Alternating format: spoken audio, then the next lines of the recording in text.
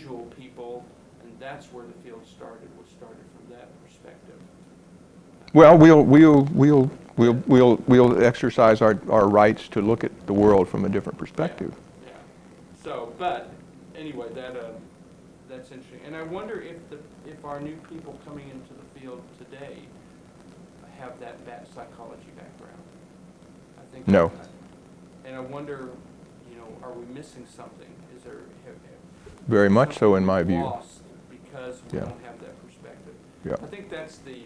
We don't require a psychology undergraduate degree, or we do not require a degree of substance for people to come into the master's program.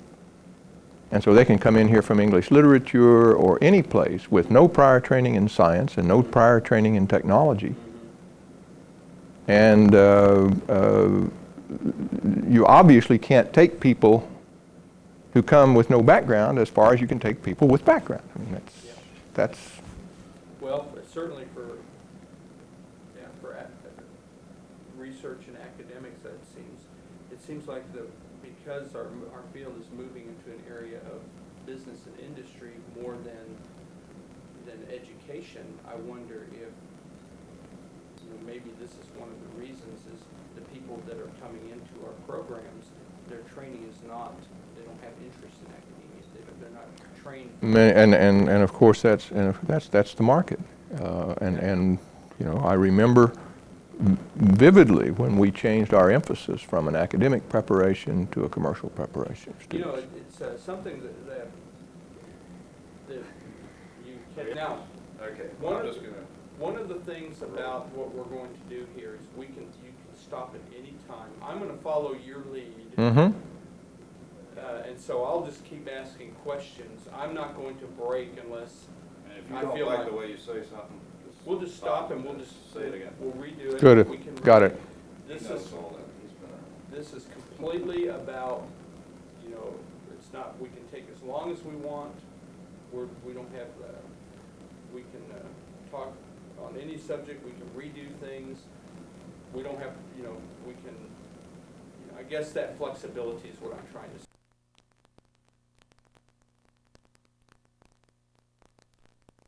Anytime y'all are ready to go. Okay, well we'll go ahead and jump in, and we'll chat back about Oklahoma experiences here. Dr. Branson, I'm delighted that you're here today to share with students, not only here at Florida State, but the opportunity to share with students all over the country today, tomorrow, and 10 years from now. I think you've got some unique and important contributions, and we're going to have an opportunity to hear your story and to hear a little bit about your passion for the field. So thank you for being a part of that. Well, it is absolutely my pleasure to get the opportunity to set the world straight. Yeah, there we go.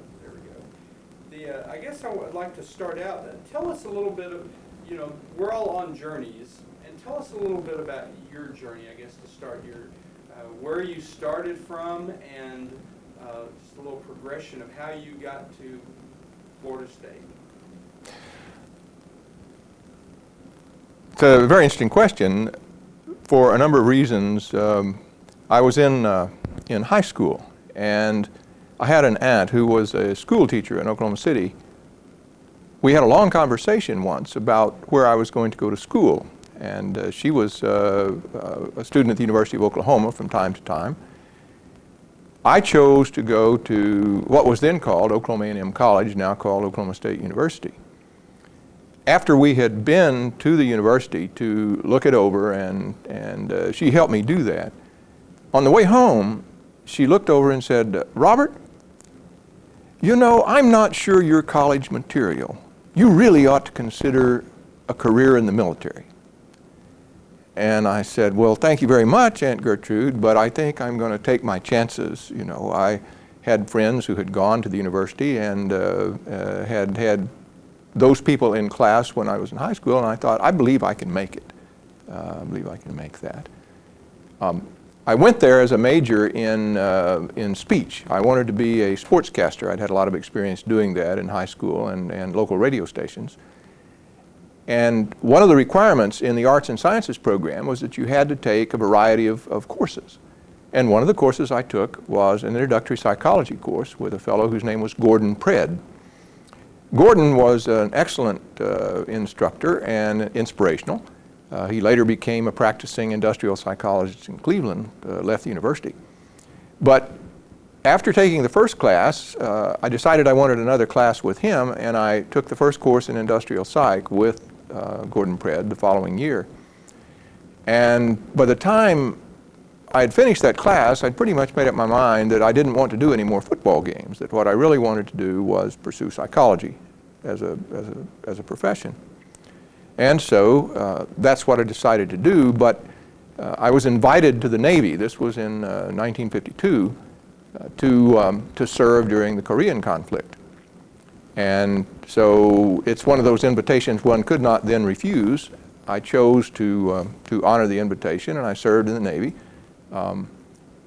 It was a great experience in many respects, although I was homesick and the like, but I served at the Naval Air Station in Monterey, California, which was then affectionately known as the Monterey Golf and Country Club, because that's such an ideal place to live. And I worked in aviation during that period. I returned then to Stillwater to complete undergraduate studies. And the second year back, Bob Morgan and I ended up in some classes together. And we found that we both had kind of the same passion for the field. We both wanted to go on and get a master's degree. And we began to work together and study together, took classes together, and became kind of a mutual support organization. We had 3 or 4 people who were in that study group and had really quite a lot of good support. Morgan was a year ahead. He received his degree before that and went to Ohio State. And in those days, and it's still the case, but in those days, the predominant psychology schools were in the Big Ten, some in the Ivy League, and of course the West Coast, Berkeley and UCLA, University of Texas. But a Big Ten school was really a plum in those days to be admitted. And so Morgan went first to Ohio State, and he called one day and said, "I think you'd like it here. You really ought to apply." And so as a result of that suggestion, I applied there and some other places. And it turns out that I didn't get any responses, didn't get any takers. And I thought, well, my goodness, my records are just about as good as Morgan's. I wonder what's going on. Well, it turns out that one of my professors had failed to send in the 3rd letter of recommendation, and the application was still being held in the graduate school. Morgan fortunately went over and cleared that up, and I got admitted to Ohio State. So I have been eternally grateful to him for clearing an administrative hurdle that many years ago. But we go back that far. We go back to undergraduate days together. And then at Ohio State University, you continued your studies in psychology? It was a major that spanned both classical industrial psychology and experimental psychology. Principally the psychology of learning, sensation and perception, human factors, the basic classical field. We had an outstanding faculty. We had industrial psychologists who were internationally known. We had probably the person who had the greatest influence on my life was a fellow whose name was Paul Fitz, who was then called an engineering psychologist or a human factors person. But Fitz was the person who introduced to me the idea of a system, what a system was, and how one could array a series of functions into a systematic context, and what the requirements and attributes of systems had to be. And I felt that he probably, intellectually anyway, was one of the more influential, if not the most influential, professor that I had. You mentioned Dr. Fitz being a person that had a lot of impact on your life. Tell us about some of your mentors that you've had. I don't recall ever having a mentor. I do recall having lots of models. There were many people whose lives I admired and whose work habits I saw were very productive and whose ideas I thought were very powerful, and in whose presence I became far better and more intellectually astute. Certainly people that, other than Fitz, fellow whose name was Delos D. Wickens was very important. Carol Schartle was very important. In graduate school, those were the people, I think, Reed Lawson, who made it clear what science was and how one went about discovering new knowledge. And I was able then to discriminate between, the science and the non-science, the artificial claims and that sort of thing, and the empirical from the non-empirical. And I became, of course, very much attracted to the empirical approach to the study of behavior. After graduate school, it was a totally different environment. I went first to Louisiana State in the Department of Psychology, and I taught there a couple of years, and then Morgan started a small company. Back in those days, this was the early 60s, programmed instruction was quite the fashion of the day. And Morgan was able to talk some investors into putting up money, and we went into a small business as entrepreneurs to try to foist on the education market this thing called programmed instruction. And I suppose that that was one of the more significant periods in my life. We had a business partner, a fellow whose name was Max Anderson, who was the toughest, meanest, most driven person that I've ever known in my life. And Max, though it was incredibly difficult to work with him, it was, as the great philosopher Nietzsche said, the things that don't kill you make you stronger. And so after working with Max for a while, we got a lot of insight into the business and commercial world. And it was a most instructive experience. This was in Albuquerque, and during the period there, I met another psychologist, a fellow whose name was Bill Rook. And I guess Rook was perhaps the smartest person I ever knew. He was a person with a degree in electronic engineering who then decided to become a psychologist, an experimental psychologist, and went back to the University of New Mexico. Morgan was his major professor, and Rook was one of the designers on the triggering mechanism for the atom bomb, and had patents on various and sundry things. But when he became a psychologist, he brought to psychology a very powerful set of ideas that come out of the field of electronic engineering. And it was interaction with Rook that both Morgan and I think, grew a lot in terms of being able to see a systems view of the world.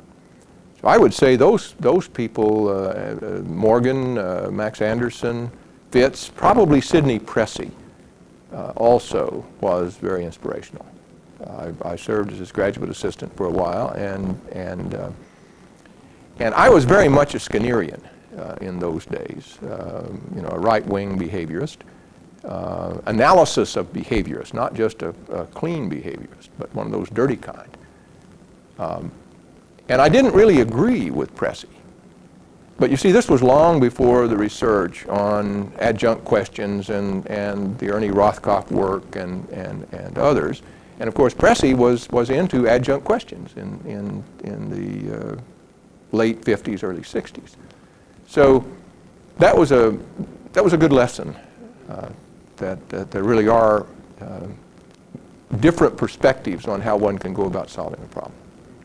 You started out in academia, teaching at Louisiana State, and then you went into business. Mm-hmm. Well, how did you make it back into academia? I've always thought of myself as an academic.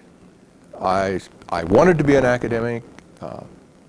I got the inspiration, interestingly enough. I took a a sociology class at Oklahoma State from a fellow whose name was Solomon Sutker.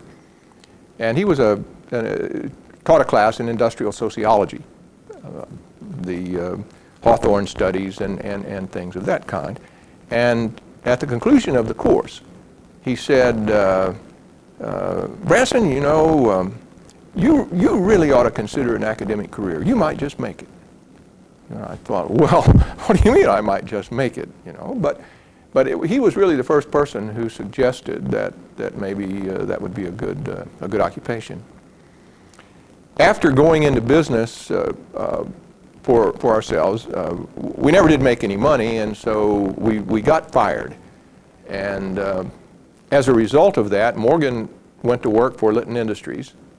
At the time, the Job Corps was forming.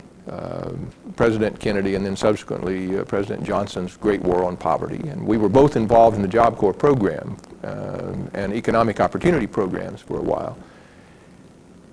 Not because we knew anything about economic opportunity programs, but because we knew something about the design of systems and the design of instruction and the integration of basic and technical education and things of that kind, which were necessary to that situation. Subsequent to that, Litton was a viable organization, a very, very interesting company to be in at that time. And one of our colleagues, a fellow whose name was Bob Corrigan, in some way managed to get himself in a position to write a proposal to the president of a newly starting community college in Michigan, a place called Oakland Community College. And what Corrigan offered to do in this proposal was to go in and take the corporate perspective on how to get the new community college up and running and install a non-traditional instructional program. And of course, we were all just absolutely crying for an opportunity to go out and try our new discovered principles on the world. We went off to College Park, where Morgan's office was, to write this proposal. And at the end of at the conclusion of the proposal writing session, Corrigan said to me, Bob, if we win this proposal, will you go to Detroit and be the on-site project manager? Well, I'd been involved with a lot of proposals, and I thought the odds of his winning this are not any better than 1 in 5, so why not? You know, I can promise to do that and be a good guy and not risk anything. And I said, sure, Bob, I'd certainly consider that. And about 2 weeks later, he called back and he said, we won the Oakland Community College proposal. When can you move to Detroit? Well, I was living in Los Altos, California. And one of the nicest places then, before the population boom, before Silicon Valley, one of the nicest places in the world to live. And I thought, Los Altos or Detroit? Los Altos or Detroit? Well, for better or for worse, I had always pursued career decisions as opposed to comfort decisions. We went to Detroit and went through what was, I guess, one of the most interesting experiences of my life, because we had the opportunity to install a model of instruction in this new community college and do so with the knowledge and experience of people who had planned and been involved in Litton in some very large programs. And as a result of that involvement, we had people like Bob Corrigan, Roger Kaufman, Morgan helped us. We had other people from Litton who came to help us do the PERTs and the training programs and all of this to bring the college online at a faster rate. Now, this does wonderful things for the costs.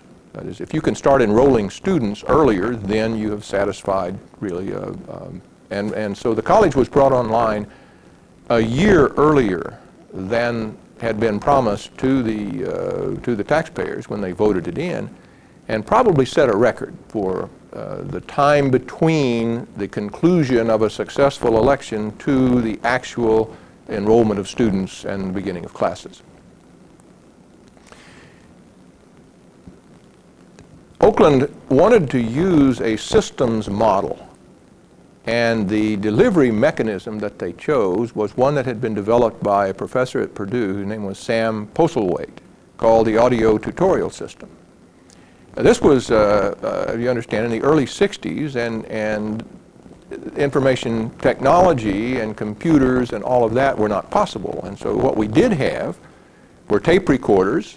We had film strips, we had slides, we had things of that sort. We did not have video. But he had developed this technique at Purdue for delivering instruction in a variety of ways that really produced outstanding results. Now, he was a botanist. And so what we did was we took the basic ideas of the audio tutorial system and scaled those up so that they encompassed the entire community college. And so the college opened with an audio tutorial system. Architecturally, it was designed so that it could never be retrofitted into the old 3 lectures a week cookie cutter approach kind of thing. The Oakland Community College was I guess, the first real shock to me in the world. And it came about something like this. First, we were there, the Lytton people were there before the faculty. And so we had the opportunity to select faculty based on their prior commitment to participate in this new form of instruction, to give up this notion that you're going to lecture 3 times a week and do that sort of thing. So we had self-paced classes, we had audio tutorial systems, we trained everybody how to do that in the summer prior to the time classes started, and it was a massive effort. It was such a great change in the minds of these people that we began to notice people were getting stressed, really stressed. And so, you know, my boss, Bob Corrigan, was a very jovial Irishman, and he said, let's have a party, you know. So Bob arranged for a party. So I went down to the local pub and said, look, we'd like to have a cocktail party on Friday night. We'd like to have some nice food. We'd like to have this and that. How much will all this cost? And the guy said, I don't know, he gave me a number, $700 or whatever it was. And so I took that number back. And so Friday night, everybody showed up. And it was a very revealing situation. I mean, what we had done is we had taken some standard academics, run them through systems training, run them through training on how to develop courses, how to do objectives, how to do tests, how to do all the things that were very standard in the field. And then we began to feel this social resistance. So at the party, we began to talk to people, and we found out that they were just in absolute shock. You know, their entire image of what being a community college teacher was all about had been shattered. They had become people who were managers of learning, not teachers. Well, the party worked. I mean, we bonded better after the situation. But I went in the next day to get the bill, and it was twice as much as the guy had estimated. And I said, come on, what are you trying to pull here? He said, man, I've been in this business for 25 years, and I have never seen a group come in and consume so much so quickly as this group did. And I guess it was just one of those, you know, unobtrusive measures of the level of tension that was in the group. When classes started, then it was a little difficult for people to get used to for a while, but it debugged in about a month, and things were going along well. It was open from 7 in the morning till midnight. All classes were available.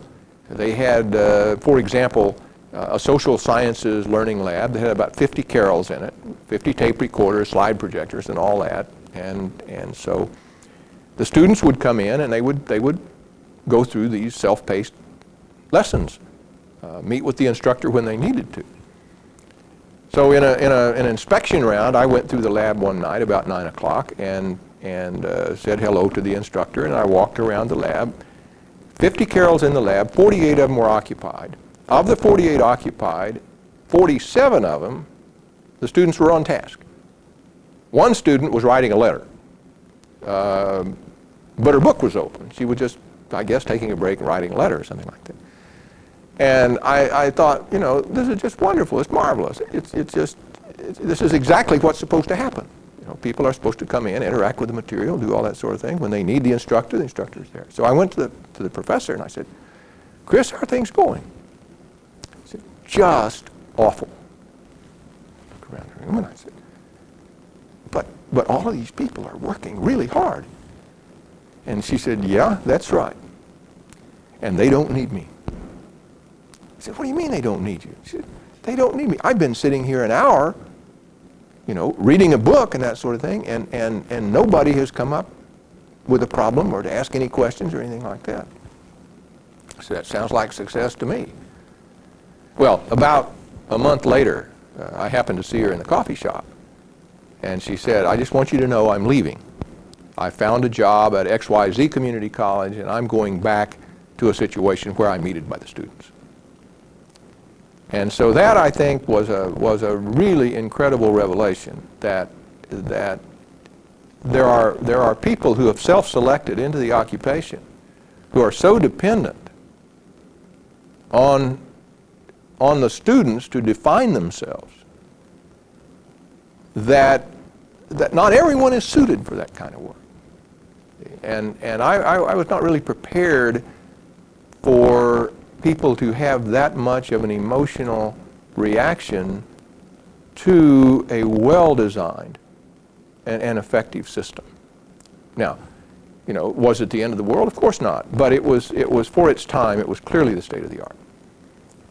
The second lesson that came out of Oklahoma Community College is that when people are doing something really innovative, it's like taking a really nice picnic to the ant farm.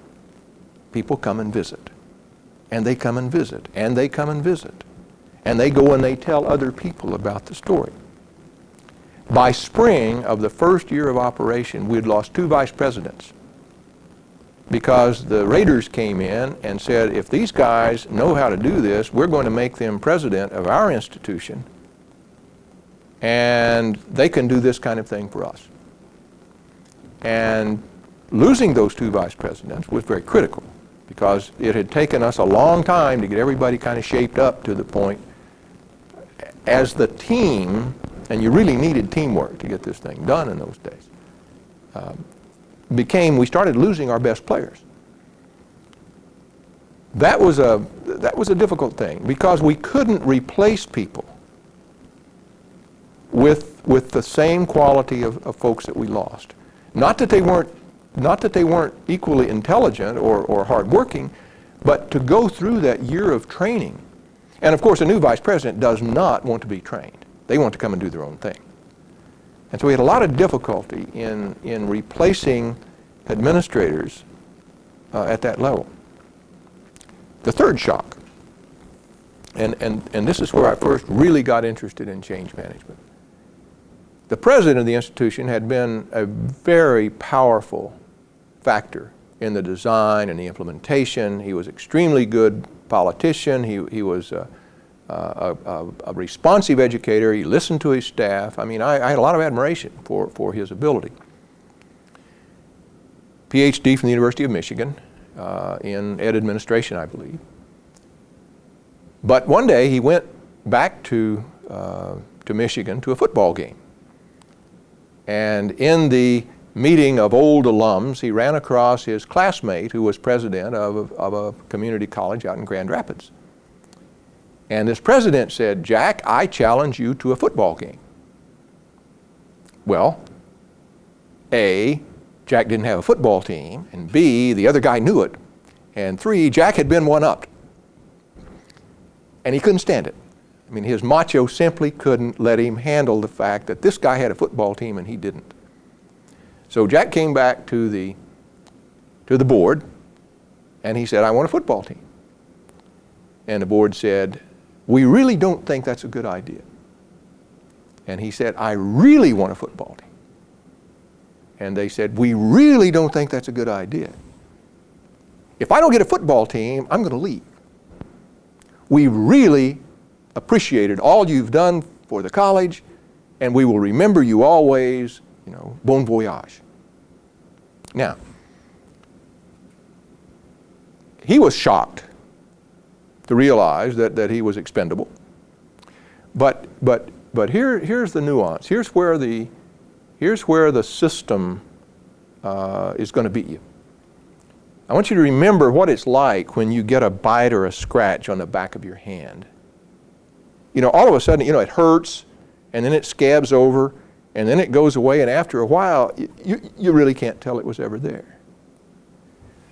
When the board went out to recruit a replacement for Jack Tyrrell, they went to the same system that everybody else uses to recruit community college presidents.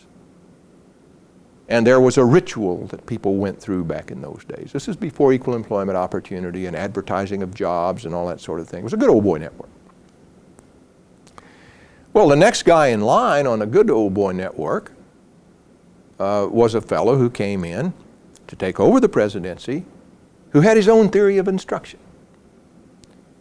And he was one of the early people who believed that, in fact, he could, by using some set of tests, classify students into categories and then design instruction for those students. And he perpetrated this fraud on the college for a number of years. The tests were never validated. They were never the kinds of things that any legitimate psychologist could use without getting sued. But it made such good PR that you were going to go to Oakland Community College and be given this magical test, and then they were going to design an instructional program just for you, that the marketing aspects of it were very powerful. So within 2 years, he had managed to dismantle virtually all the work that had gone into the design and development. Well, it was an extremely powerful lesson, because if you set out to change the world and put something innovative into a situation in which the overarching logistic system does not support it, then any small perturbation in that effort, and you're going to find that you don't have it anymore. It's just like the scab on the back of your hand. It's gone. You can't even tell it was there. See? And so that's what happened. So that required a great deal of reflection in terms of, okay, we had a chance here, and we did everything that we said we were going to do, and it worked. But we couldn't manage the super system. We couldn't manage the rest of the world. We might even have been able to if we'd known. See, we might have been able to go to the board and say to the board, look, here's the kind of person we really need to come in here and follow Jack. And I believe that if we had done that, if we had known to do it, that we would have at least been heard, whether they would have chosen to follow the advice or not, but we could have at least been heard and given an open hearing on the issue. And so I guess in terms of discovering what change is all about, what change is not all about, that was one of those instances that really made it clear to me that if you don't think about everything, one of those, you'll get blindsided. And that was kind of a very powerful lesson. Now, you were at Litton Industries at this time? Right. Now, continue with your journey from Litton to eventually here at Florida State. My boss at Litton, a guy that I admired a great deal, a fellow named Al Strogoff, was in charge of what was called a Litton Education Group.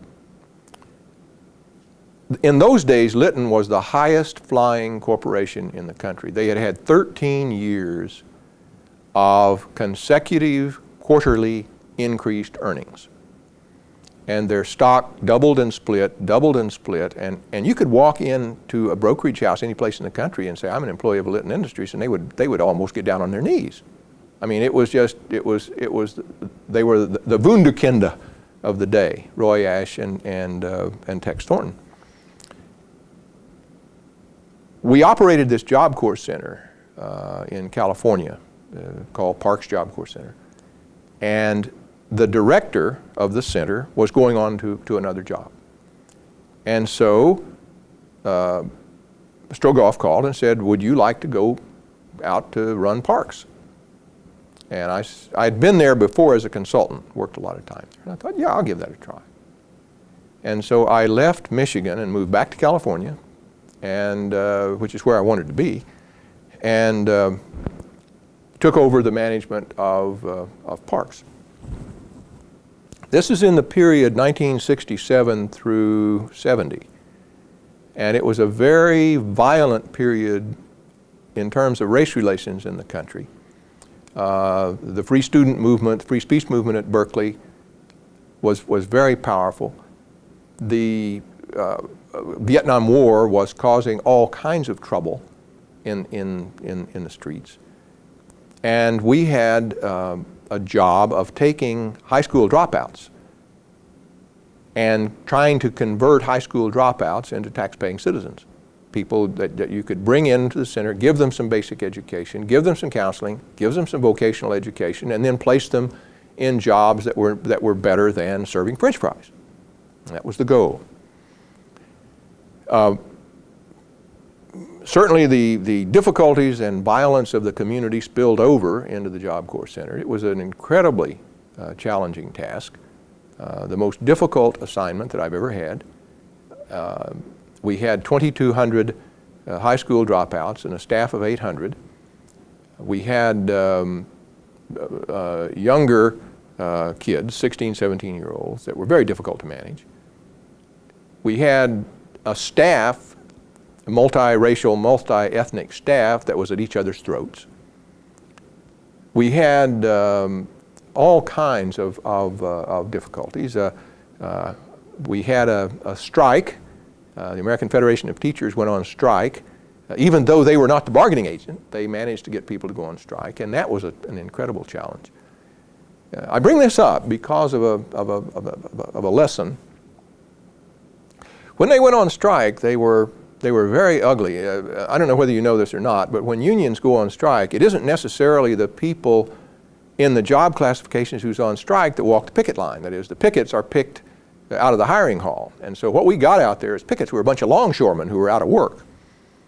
And the longshoremen, when our people would come into work in the morning, would harass them and make things very, very difficult. They'd beat on the cars, and women would come in and they'd be in the car by themselves, and here are these big burly longshoremen out there beating on the cars, yelling scab and that sort of thing. And a fellow who worked for me there, who was in charge of the instructional television studio, had a mobile van. And so what Jim did is he mounted a video camera on top of this mobile van, and he moved it over to take pictures of the picket line. And that was like throwing cold water in a party, because that calmed the picket line instantly. But it also caused the people in the union to call Washington and say, get rid of this camera and that sort of thing. So we had a big fight about that. But it was an instance in which you could use media, if you will, use a video camera much more effectively than you could have used force. And so that was quite an interesting statement. Well,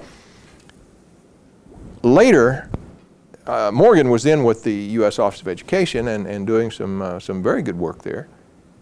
And one day he called and he said, Bob, I think I'm going to take a job at Florida State University. Where's that?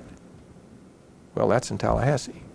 I'd known about the University of Florida because one of my former students had gone to the University of Florida. And I said, Bob, Tallahassee, why would you do that? He said, well, they've made me a real good offer, and I kind of want to get back into the academic world. And I said, well, gosh, you know, Bob, I think we could probably find you a job. If you're out of work, you know, I can't stand that.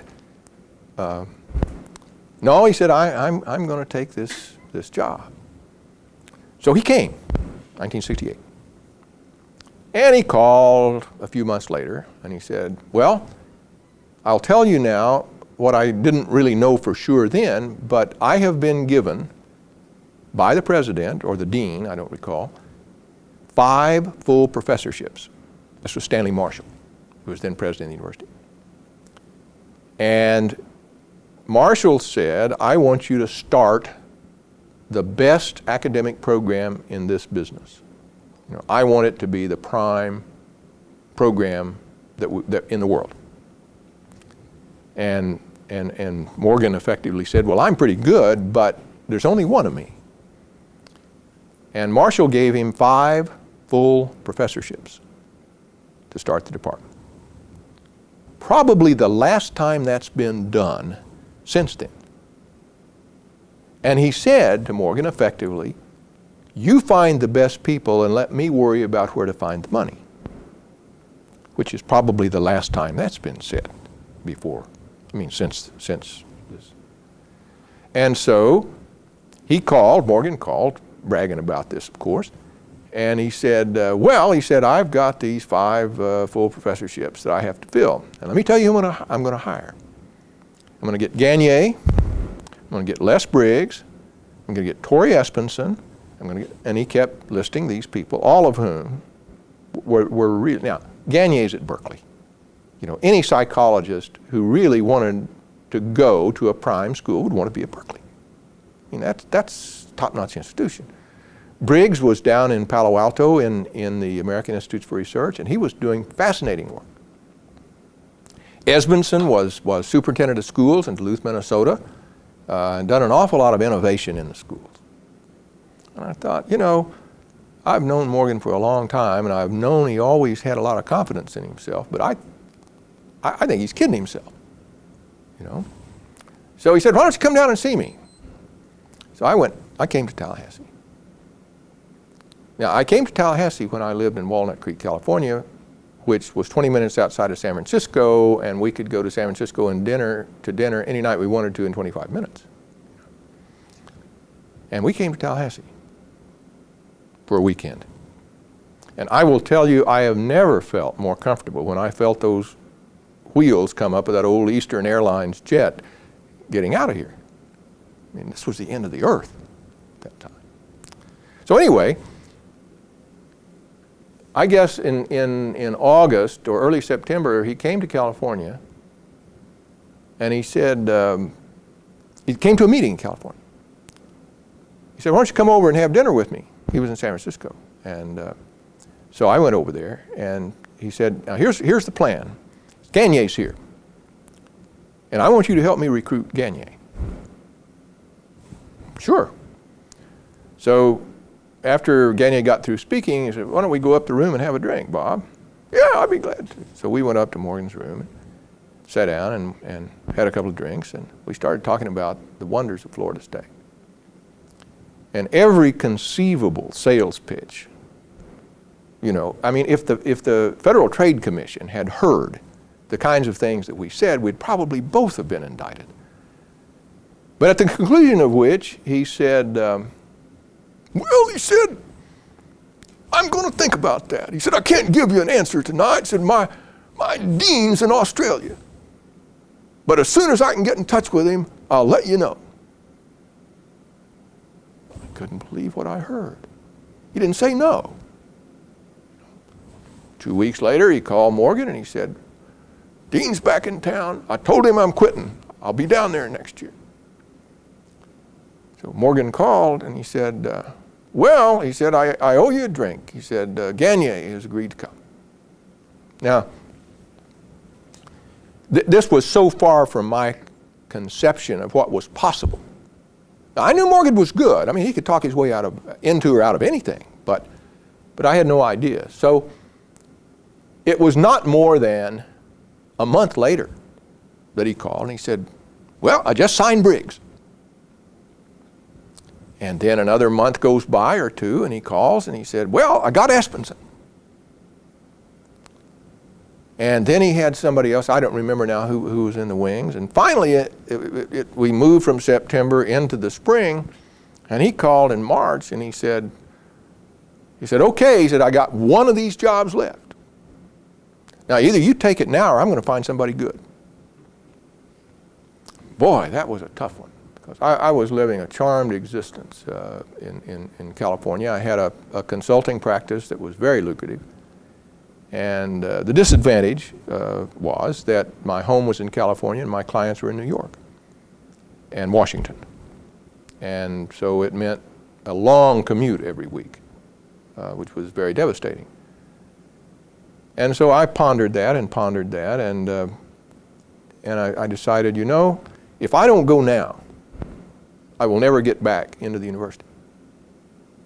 You know, it became very clear that this was sort of the opportunity, and I wouldn't do any better. And so I agreed to come. And we made a deal, and I figured this is March or April. I'm thinking September. A couple of weeks later, he calls back and he said, looks like you're going to have to come in June. He said, I have to go to Korea because the ambassador has just arranged for us to come to Korea and do our sector analysis for the beginning of the Korean project. I can't be there, and I can't leave the department untended all summer, and I got a project that's in trouble in Germany, and you have to go to Germany and straighten that out, and then you have to be here in the summer to be in the department and blah, blah, blah. And he said, that's just how it has to be. And so I broke the news to my wife, and after she came out of, you know, her hysterical fit, I said, okay, we will be there in June.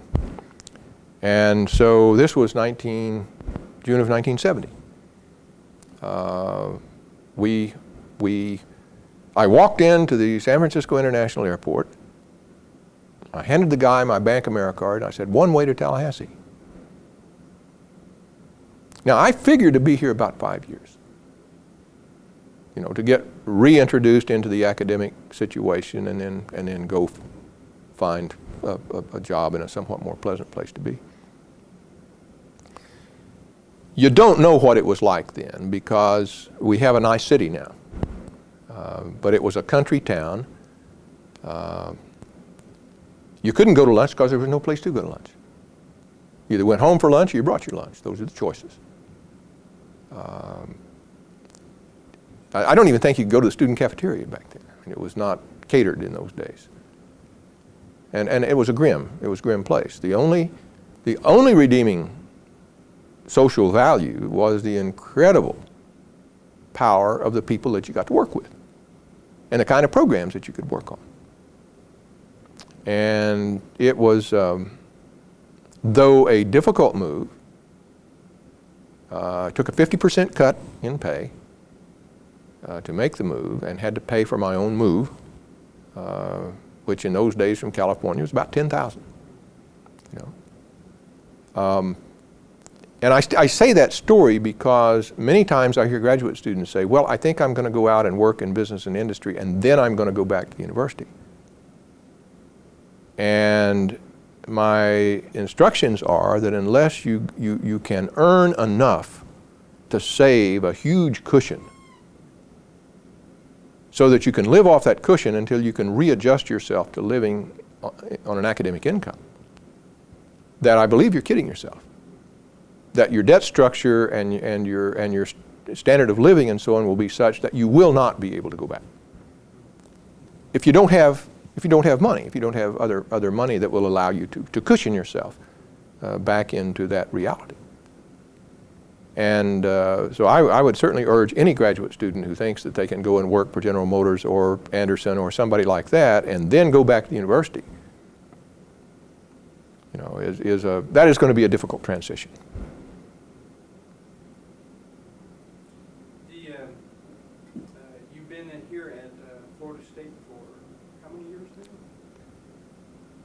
27 years and 51 weeks.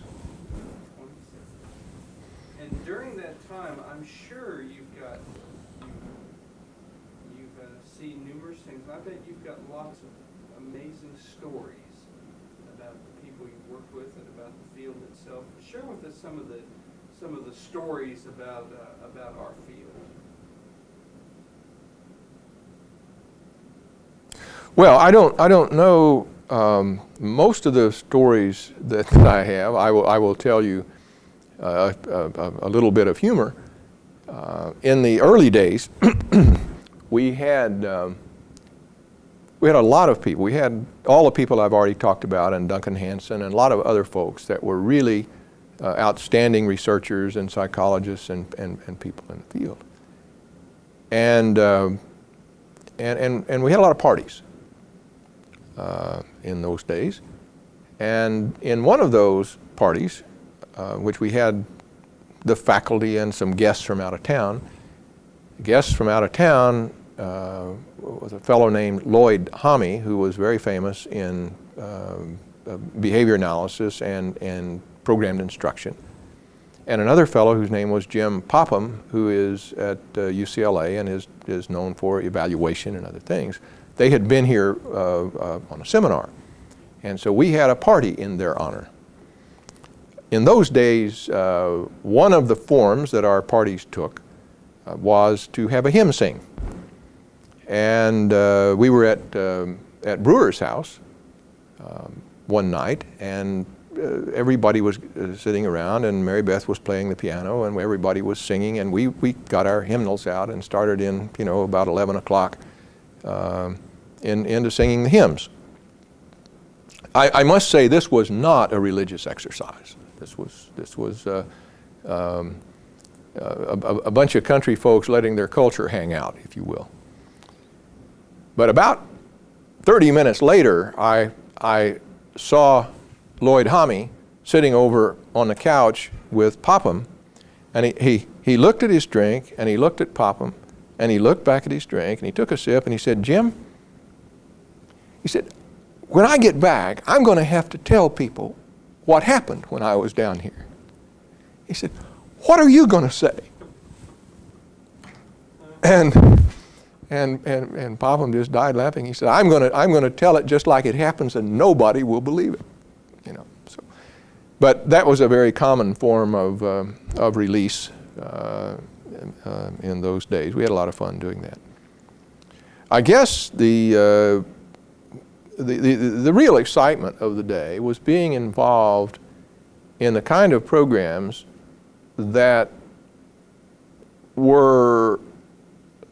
presented themselves in such a way that you could really advance the state of the art and make a difference. Clearly, the work that Morgan was doing in Korea, nobody had ever done before.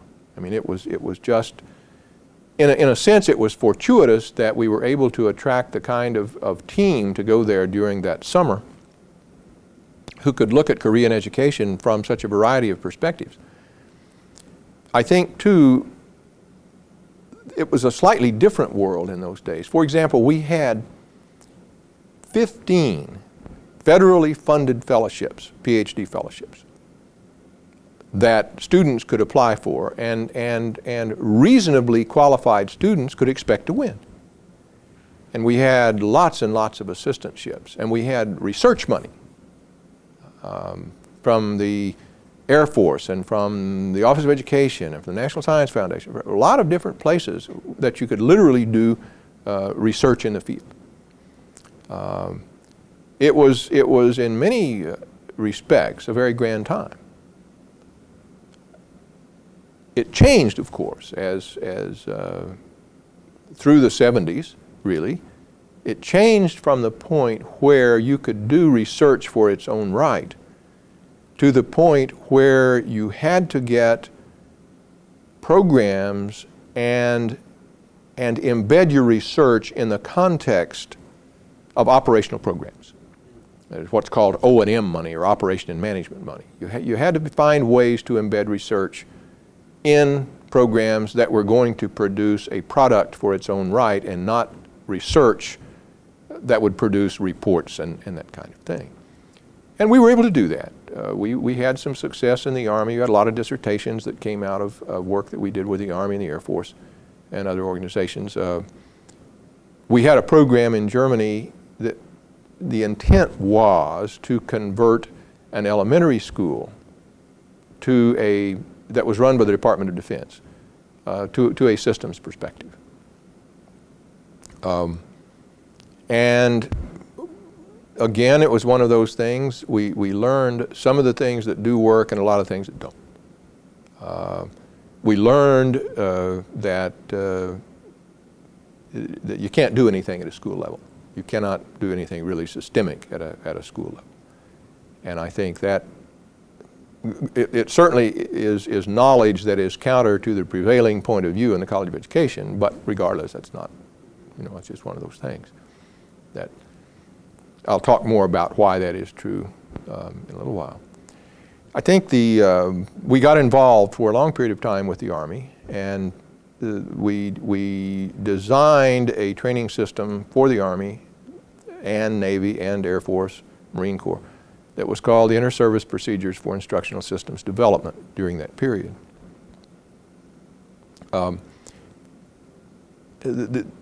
The point of it was that the Army recognized that its training methods were inherited from the past and that they really hadn't been re-looked at since the Second World War, basically, in the sense that they were talking about.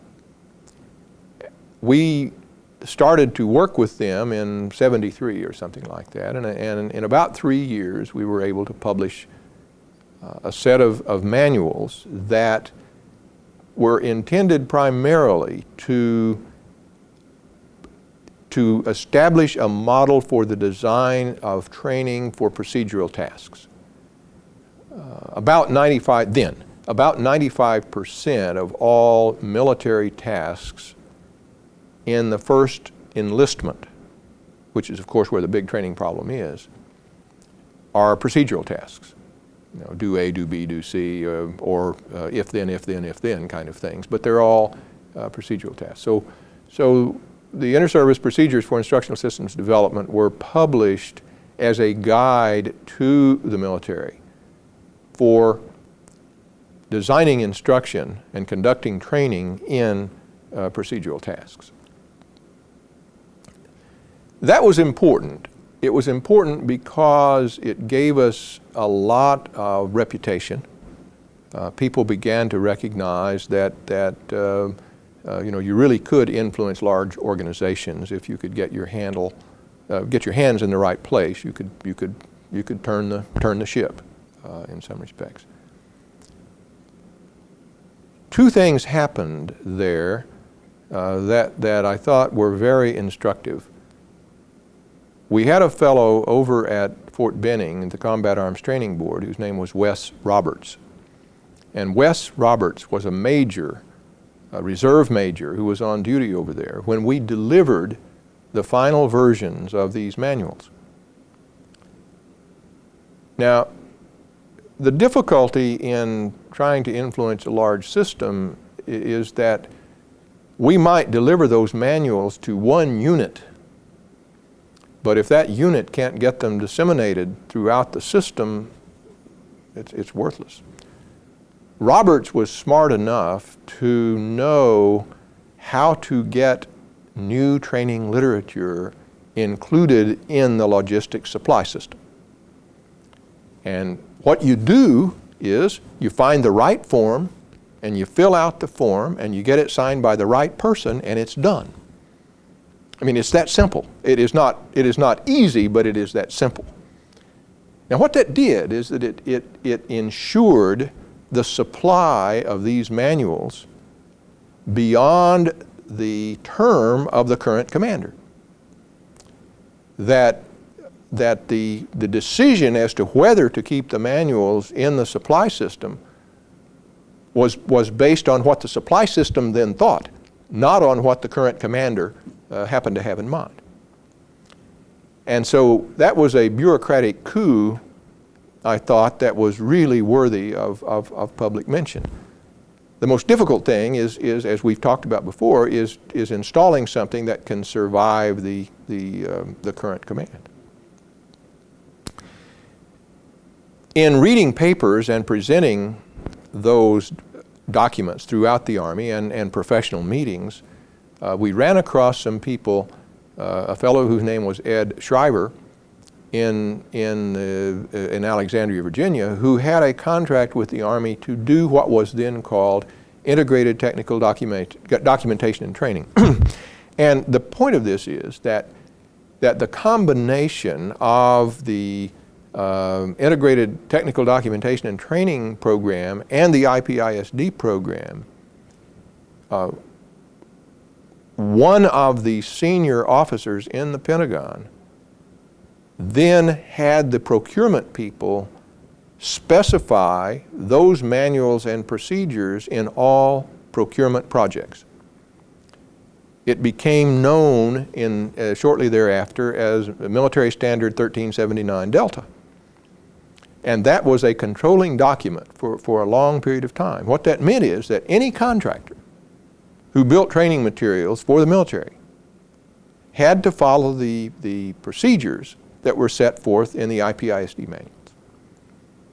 Now, the very act of putting that in the boilerplate of the contract created a demand for IPISD people or ISD people that could not be supplied at the time.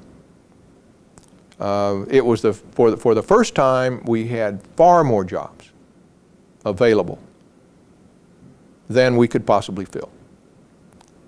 And at about the same time, the faculty decided that we really couldn't continue to justify a totally academic program because there weren't that many academic jobs. And so we made an active decision to put a master's program in place that would prepare people to work in business and industry. And so sometime around 1976, we began to offer a terminal master's program. And then the people were predominantly placed in the defense business. It took about 10 years then after that for the demand to tweak up in the commercial business and in the consulting agencies and so on.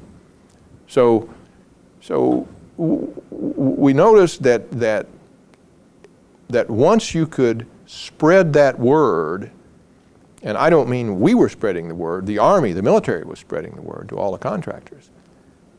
And then we would get calls all the time to go and work with the contractors, try to help them learn how to do those things.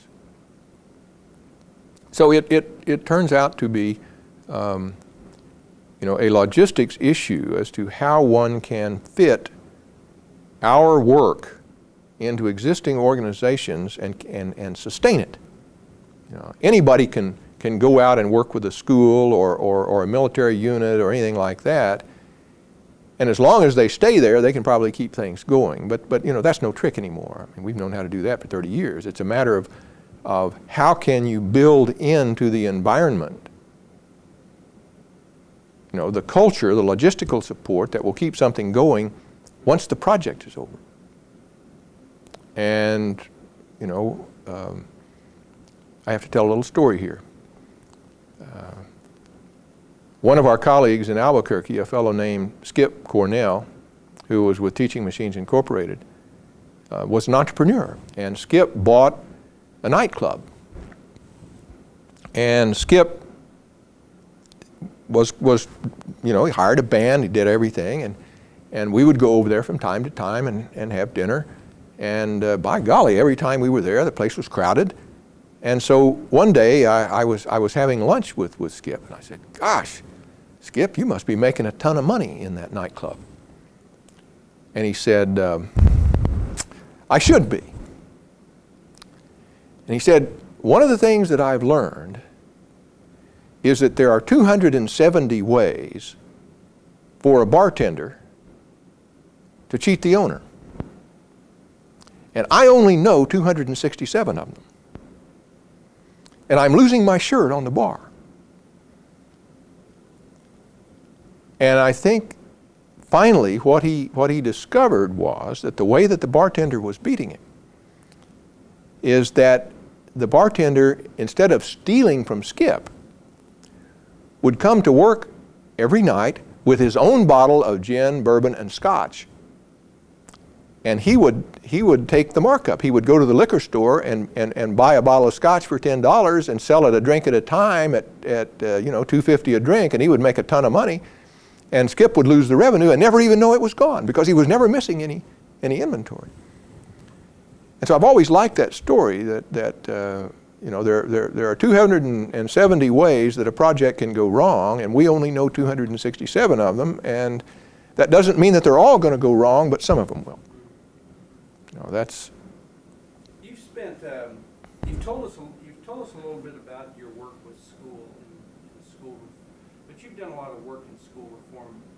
Tell us a little bit more about school reform and the importance of that in your work in that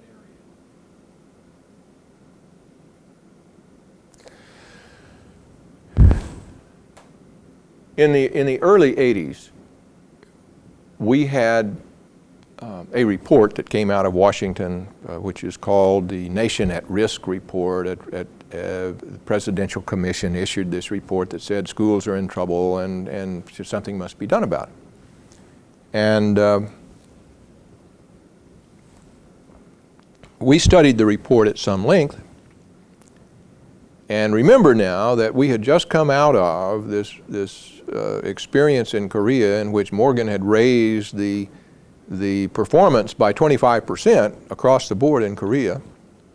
And we'd just come out of this experience with the Army in which we knew that these things were possible, that you really could design large-scale systems by using methods and procedures that had been used to design large systems.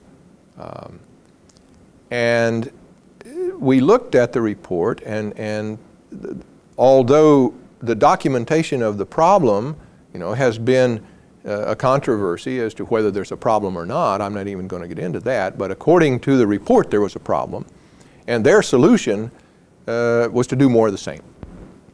Hire more teachers, longer school days, longer school years, pay everybody more. All the standard knee-jerk kinds of things. And we had a group that used to meet with brown bag lunches and say, okay, we had a lot of experience, we had a lot of knowledge, we work with some smart people.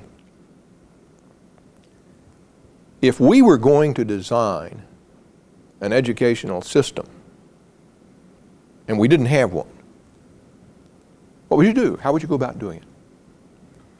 And we would sit around and draw boxes on the blackboard and draw functions, and we would identify processes and do all of that, and over a period of a couple of years.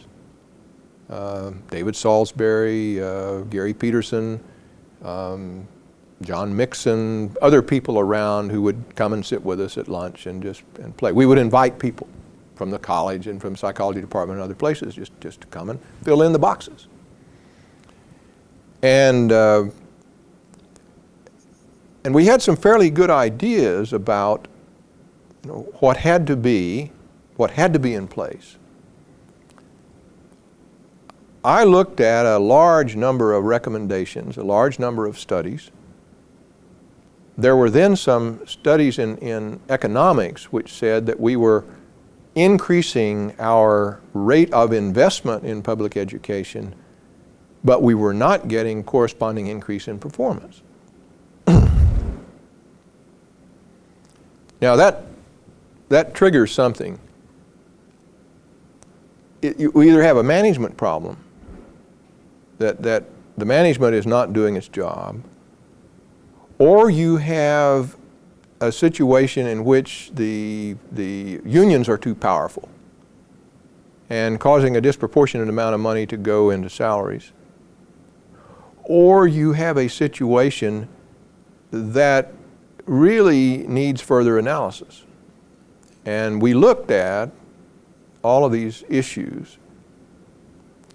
And finally, we studied some work that was done by a fellow whose name was C.S. Smith at MIT, who tracked the development of technologies across time, and he found that all technologies start out slowly, go through a period of rapid growth and development, and ultimately they reach the upper limit of their own capability.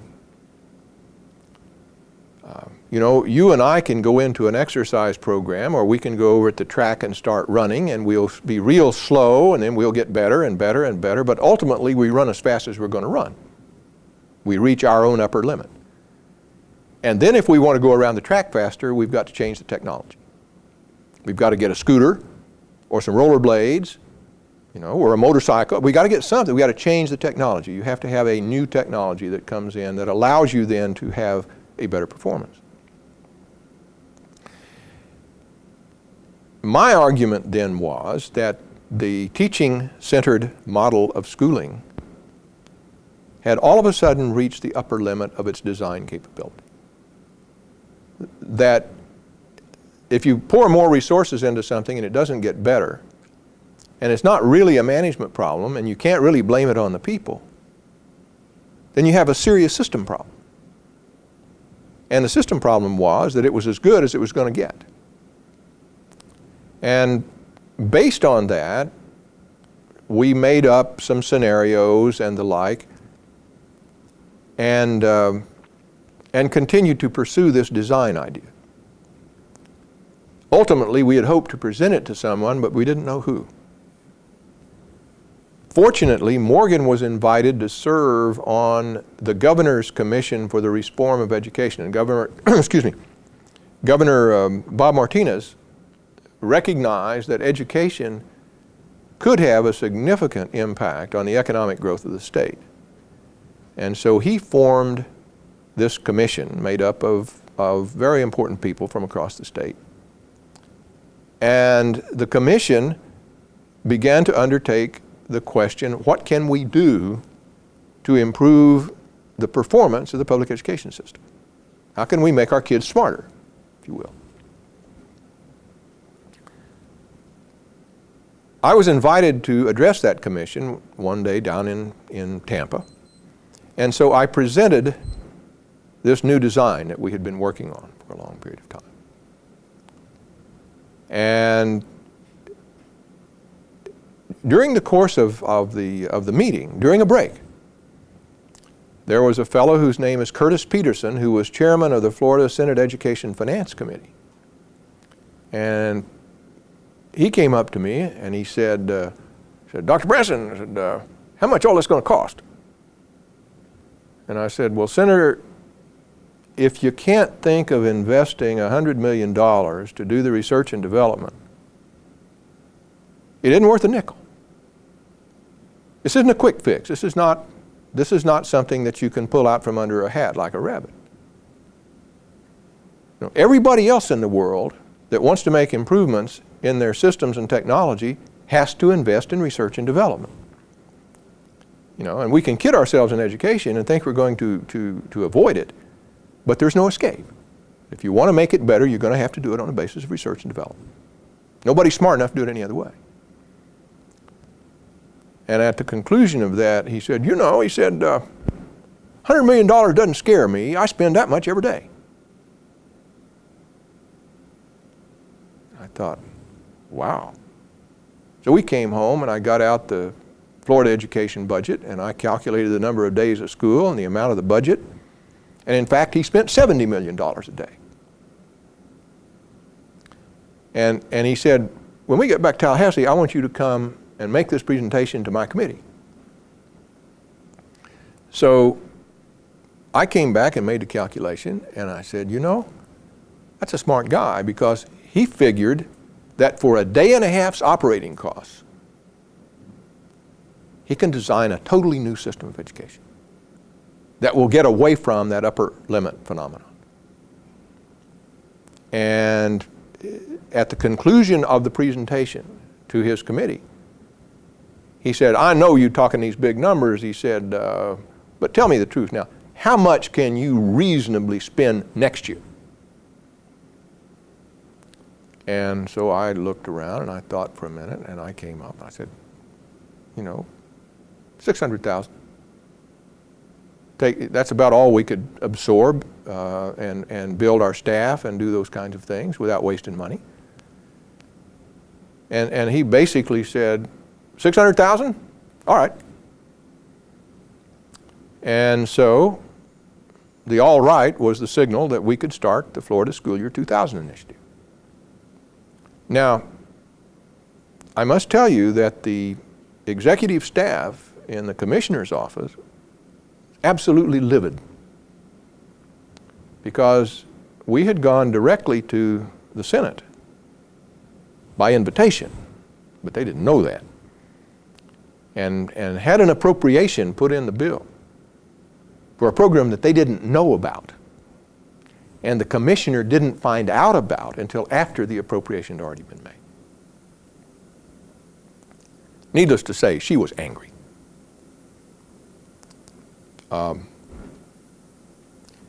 It was a catch-22. We could never have talked the department into doing anything like that. I mean, it would have been impossible. And so to get the chance, you had to run the risk of offending the department. It was no risk, it was a certainty that they were going to be offended. But that's politics, that's how it goes. And we were successful, and we were able to sustain that program. Now, after the beginning of that, we then started the design work. What do you have to do to redesign public education? And so you send your people out, and what are all the functions? What are all the bases you have to cover? What are all the things that have to be done? And you get your inventory of all the things and functions that have to be covered, and you come back and you start drawing these things out and making plans to how one might accomplish those things and so on. Well, there are certain things you notice. I am not a public education basher because, you know, on the one hand, we've done enough job analyses out there to know that teachers and principals and people in that business are working as hard as they can. And they're dedicated, and they're doing their jobs as best they know how to do them. They aren't likely to do them any better next year. They are at the upper limit of that capability. But in studying the system and in looking around, we began to see, you know, there are some opportunities here. That we had a teaching-based system of education before there was a science of learning. You know, the teaching system was well in place long before Wundt's laboratory in 1870 began even rudimentary studies of learning, let alone the kind of stuff that the cognitive people deal with today. And so we had a complete education system designed based on the philosophical and religious rituals of the past with absolutely no empirical basis for the kinds of processes that were put in place. So what do you find when you go out? You find that when teachers get together, the first grade teachers talk to each other, the second grade teachers talk to each other, the third grade teachers talk to each other. They don't talk to each other. And then you get to Thomas Jefferson. You know, Thomas Jefferson so hated the monarchy that he created this institution called the locally elected school board, which cannot be done away with, and which local control of schools then basically is going to hold the quality to the absolute possible minimum. And of course, all of those people have been to school. They've all had the same experience, and they all know in their hearts what has to be done to fix it. And they've all got these same, it doesn't matter whether you're in Iowa or Florida or Oklahoma or any place else, they've all got the same knee-jerk fixes. Get better teachers. All of these standard run-of-the-mill things that can be done. And so you begin to look at this and you say, let's see now, the first grade teachers do their thing, and then the second grade teachers do their thing, and the third grade teachers do their thing, and so on and so on and so on. What happens to the student when all these people are doing their thing to the student? Anybody think about the student? And so we began to look at this from a perspective of there are some real systems problems here. I mean, we are not serving these clients well if we're letting everybody sort of do their own thing to the student without any general planning of the intellectual growth of the student from day one to the last day. There is no, we could find no evidence of vertical integration of these processes in the situation. So we have this notion. Now, the other thing we noticed is that the word class is an artifact of administration. It has nothing to do with learning. I mean, anybody who studied learning know that learning is a modification of individual nervous systems. It has nothing to do with classes. Students can learn in class, but that is by no means an indication that that's a good way to do learning. Well, we looked and we saw logistical flaws. We saw systems problems of the first magnitude with the notion that everybody is supposed to do their own thing. We came to a point where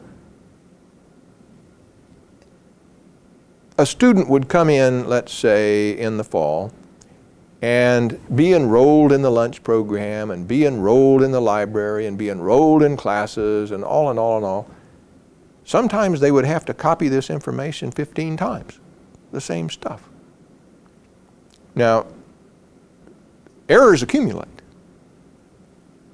And so the chances of making an error in something like that are really quite high. We then looked over in special education.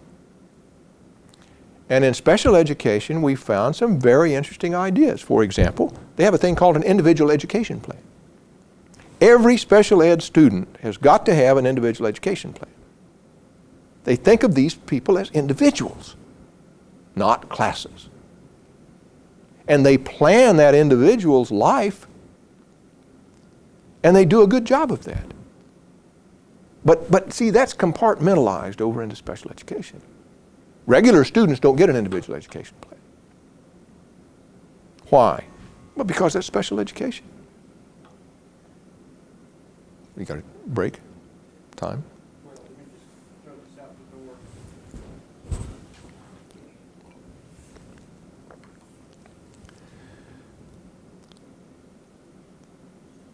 So we went along for about 6 years, and we had people said, well, to us, there's no way that you can make schools do the kinds of things that you want them to do. Of course you can't. You can give them the opportunity if they want to. We put out a request for proposal to the school districts in the state of Florida, and we offered them the opportunity to join and be collaborating districts in this program. And we told them they would get no money for doing that. They would put up their own money. They would put up their own people. They would work hard. They would join and provide people at meetings, and they would live with the decisions that we all made. And we had 17 proposals, out of which we selected 7 districts. We could only really fund the management of about 7 districts. And so what that told us was that the people in the districts know that they're up against an insurmountable opportunity. They're working real hard. They're doing everything they know how to do. They do not have time to do anything else. And we had this guy from ODR, a fellow named Darrell Connor, who worked with us. And Connor has a concept that's called Assimilation Capacity. And he argues that any organization, any individual or any organization has a finite amount of capacity to assimilate new information. And if you exceed that, you put people in stress and you make them dysfunctional. And I think we've known that for a long time in psychology. But what he does say is that if you want to increase assimilation capacity, then you have to increase the amount of time that you devote to assimilation, which means time to think, time to plan, time to act. And that is an organizational flaw in the current system, that teachers and administrators do not have time to think and plan together, to act together, to study together. I mean, the system simply is organized such that it does not permit that. And that's why I would say, you know, it isn't that these are not bad people, these are not dumb people, these are people who are totally consumed. And in the absence of having somebody on the outside do some of the work, they'll never get it done. This cannot be changed from the inside out. And so the argument then was, what we need to have is a consortium of districts who will work together and plan together and you know, hire contractors to do a lot of this work and that sort of thing that needs to be done. But to think that this can be handled on an individual school basis, to me, is the most naive argument that I've ever heard. Yes, certainly individual schools can improve, and they can get safer, and they can make their place cleaner, and they can be nicer, but they cannot avoid the upper limit problem without a fundamental change in processes. And so that's, you know, basically the bottom line. Well, you live by the sword, you die by the sword. When we were fortunate enough to get the Senate Education Committee to sponsor us for a period of about 7 years, we knew that we were at high risk that any change in politics could end our situation. I mean, you know that. And sure enough, we had an election, and the new commissioner, among others, did not view a program that was seen as belonging to a previous administration to be very high on their priority list. And so, although they didn't really kill our program, they swept our money and lots of other money and put it into another budget. And the last night of the legislative session in 1996, we were over. I think we learned a lot. We've tried to capture some of the things that we think we did right. And certainly there are many people who would be very willing to tell you the things that we did wrong, some of whom are probably right, but not all.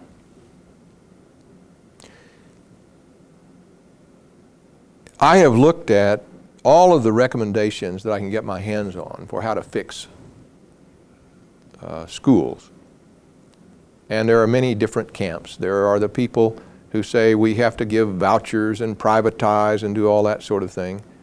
In my opinion, vouchers and choice programs and so on will create nothing but a bunch of 7-Elevens. Niche market, minimum offerings, serving a real purpose, but not reforming education. I mean, there's a big difference between a 7-Eleven and Publix. And if you're thinking in terms of a well-rounded, comprehensive educational system, you're not going to find it with choice and vouchers.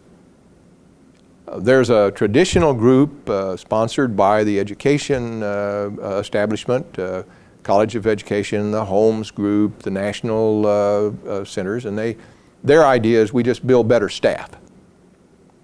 You know, we're going to fix teachers. You know, I'm an industrial psychologist. I have a lot of experience in that, and the answer to that is no, you're not. You might help a little, but that won't fix the system. That without a fundamental redesign of processes, we won't make any real difference. Now, I want to say that's true, but there is some hope. And we have a project going now in our center, Dr. Marty Beach, who is doing a massive job of taking the entire curriculum frameworks for the entire state of Florida, which are called the Sunshine State Standards, making sure that those are explicit. It's exactly what we expect students to learn and be able to do. relating assessments directly to those standards, so that if we say we're going to have students to do something, we have an assessment that will tell us whether or not they did. And then a planning tool being made by Walt Wager that is putting together an electronic mechanism to marry those up so that it makes it very easy for teachers to use the system. Everything they need can be put on a CD. And there is some research that indicates that if you give teachers a solution rather than a problem, you know, we can give them all kinds of tools, but that just increases their workload. You give them something that will reduce their workload, they'll use it.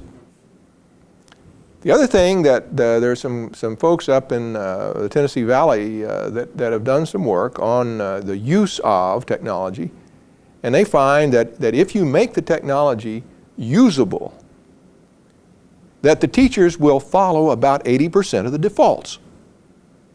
It's easier to use the defaults than it is to create your own stuff. And so if you build good mechanisms, good lessons, good content into the defaults, then you can have a chance of A, helping the teachers do their job with performance support systems, and at the same time you can improve the system by improving the quality of the content. And so there is that little technological boost that one might be able to find.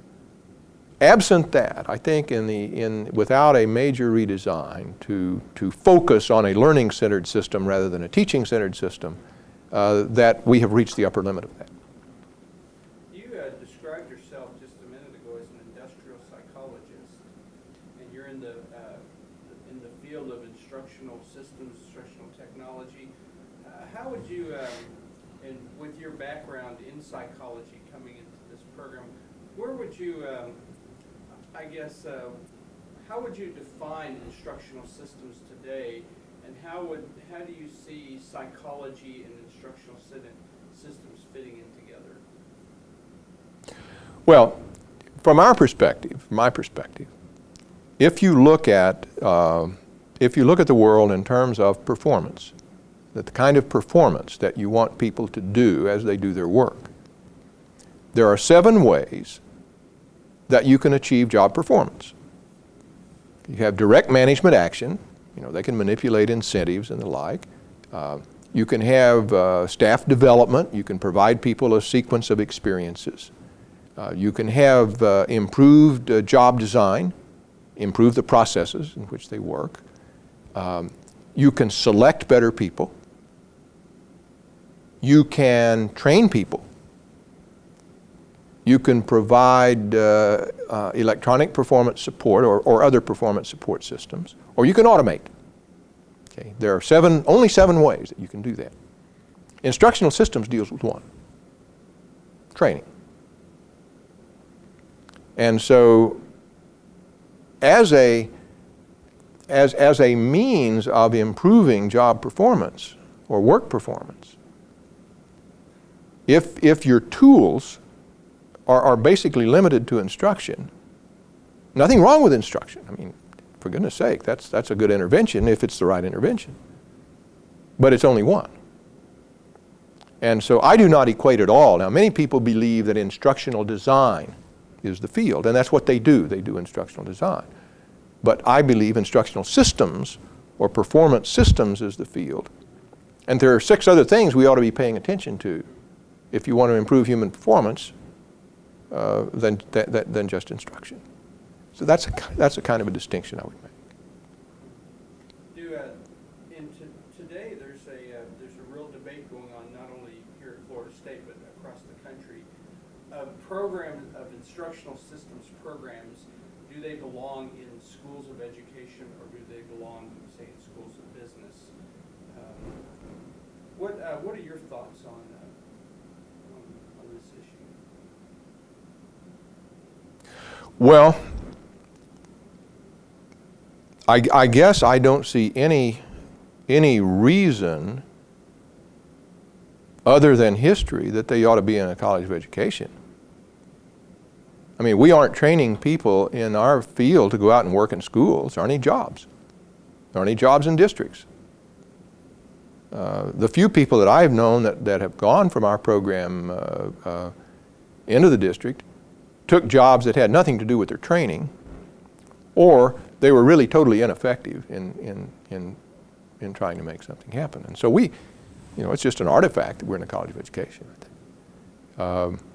Whether we ought to be in a social sciences program or college of business,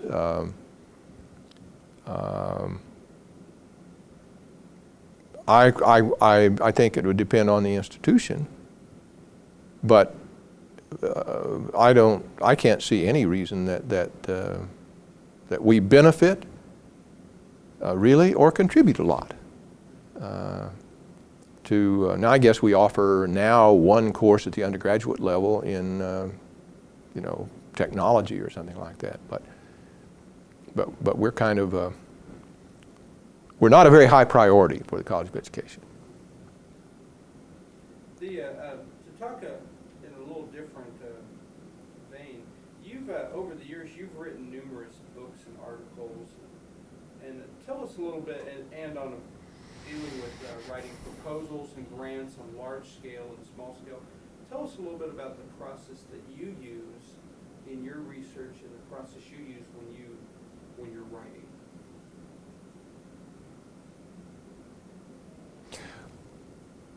Well, if you're writing a proposal, let's say, writing a proposal is covered under the rubric of marketing. And writing a proposal is a great deal of preliminary work in trying to figure out what it is that someone might be willing to fund, what kind of problem they have that you might be able to solve. I'm talking now about regular proposals to agencies, not grant proposals to foundations. And that's a different kind of cat. But it's predominantly oriented toward trying to figure out what you can do or what you can bring to the table that would be useful to the organization. At the same time, if you're in a university, you need to be thinking about how this is going to contribute to the state of the art. How is this thing going to advance knowledge? And so that's what I meant earlier by saying you have to embed your knowledge advancement into proposals that are going to solve problems for people who have funds to get their problems solved. So you have to serve the client and at the same time serve the field. And if you can't do that, you have no business writing the proposal from a university.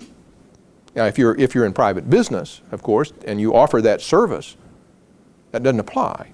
But in a university, you have no business writing proposals that do not allow you to do such things as support graduate students and solve problems for the people with whom you're working. Going down to state agencies or other agencies and let somebody else define the problem and then tell you what to do is not a very good way to spend your time.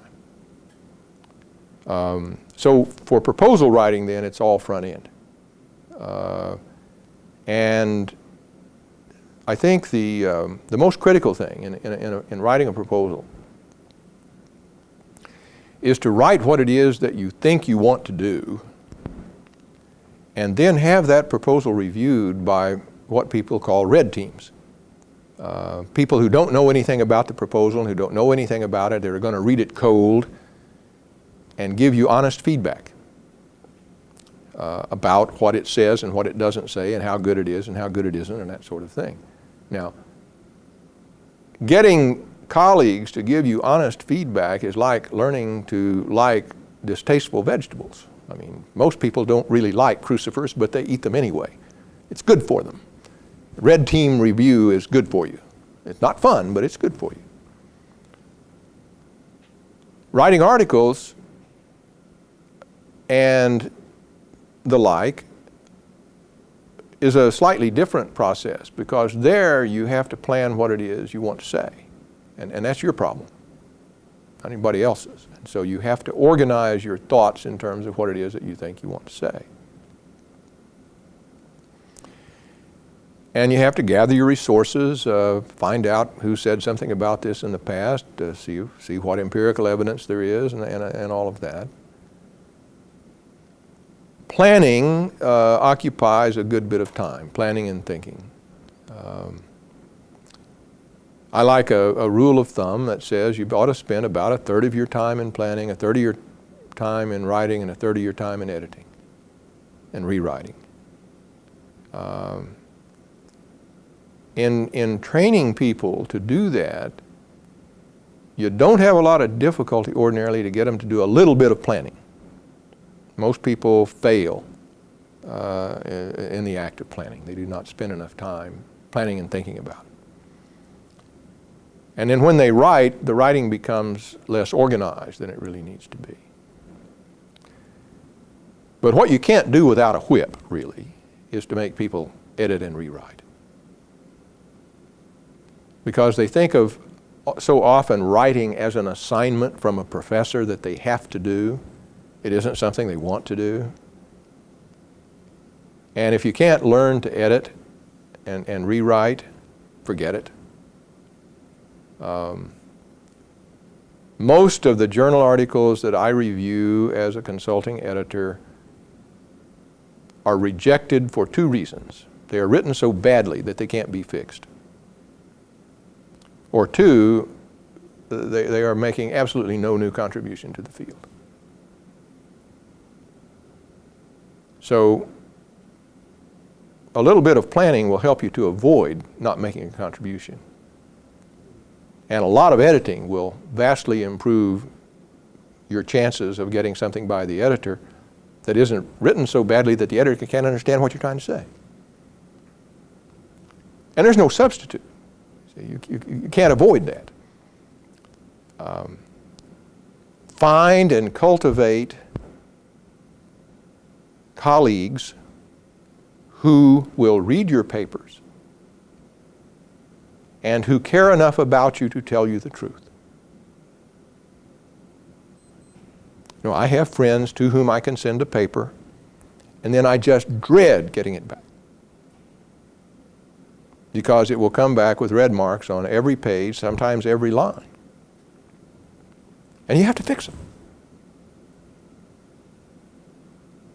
And I think that's a very critical part, that you have to learn to eat your vegetables. That's part of the process. What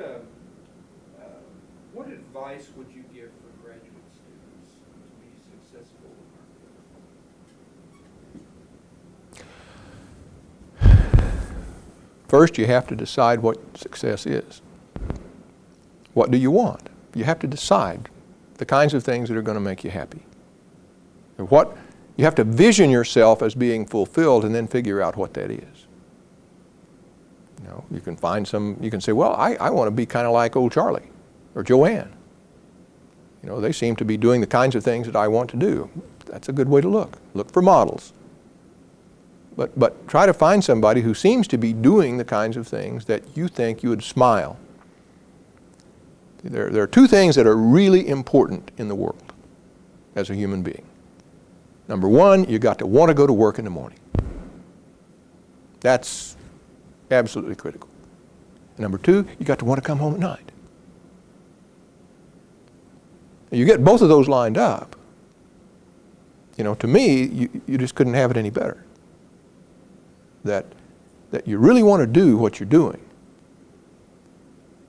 And then you can get away from it and sort of have a fuller life. That doesn't mean you can't work at night. I'm not saying that, but I'm saying that you got to want to be there. You know, that's really important stuff.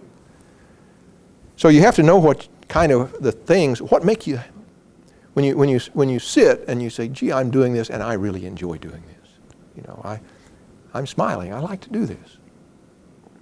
See, write that down. You know, remember what you were doing when you said that. So nothing is more important than taking charge of yourself and shaping yourself to please yourself. Take care of yourself first. You have to do that. To shape the world, to make it do and serve your own interests. It is not selfish. That is absolutely necessary for survival. So do what you love. Pursue what you think is going to be in your own best interest. I'm not saying ignore society and the problems of society, but I'm saying grow yourself to deal with those. I think second is to try to understand the system.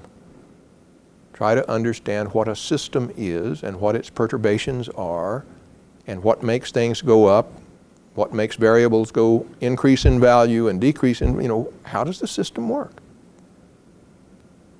And if you're going to go to work for a business, how does the business work? What things are important? What things are not important? If you're going to go to work for a university, how does the system work? If you're going to go do work for somebody else, how does their system work? But understand the system. Not the task. Understand the system and how the task fits into the system. Dig for it till you can figure it out. I guess the most important advice, and this is really hard, but the most important suggestions that I would make to you is that you have to learn to become the source of your own reinforcement.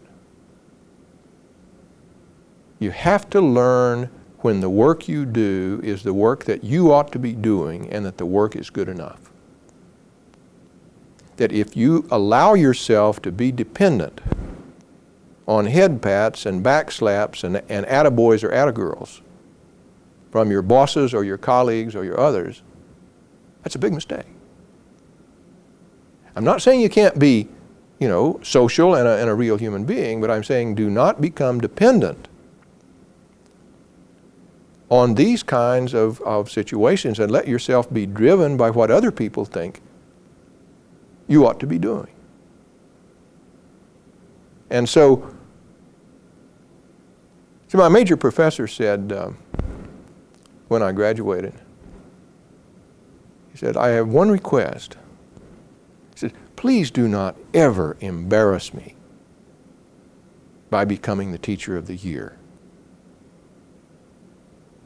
And what he was saying, of course, is just that, is do not ever become so dependent on your students that you let them define what you ought to be. Doesn't mean you don't care about your students, but it is that the students are not defining who you are. Remember the woman I told you who simply could not tolerate the idea that her students were not sitting at her feet.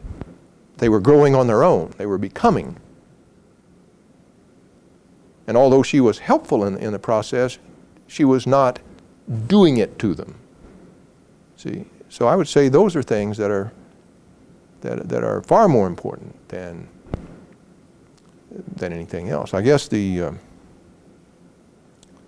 last point I would make is that although we may not have taught you well to do it, you've got to become an aggressive information seeker and processor. I don't see how people can survive. You'll never be able to keep up with it all. But the world does change and new discoveries are made and new things and we have to find time to keep up by whatever means. That's a difficult part. How has you're working with governments, the military, and other countries, how has that changed your perspective of working in our field? Well, I think there are two answers to that. Number one, working in government and in industry and foreign governments and the like has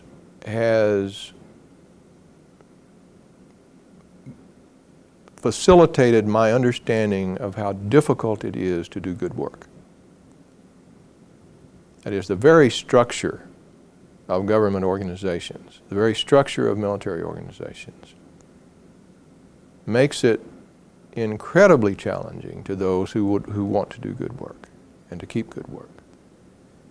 I have tremendous respect for people who work within virtually unchangeable systems, who are able to find light at the end of the tunnel, find a way, who are able to tweak the bureaucracy such that they can make things happen.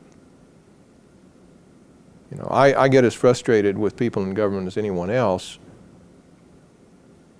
but having worked on the inside and understanding the difficulties that people have and the structure in which they work and the decision freedom that they don't have and the like has really, you know, made me more respectful of the difficulties that they face.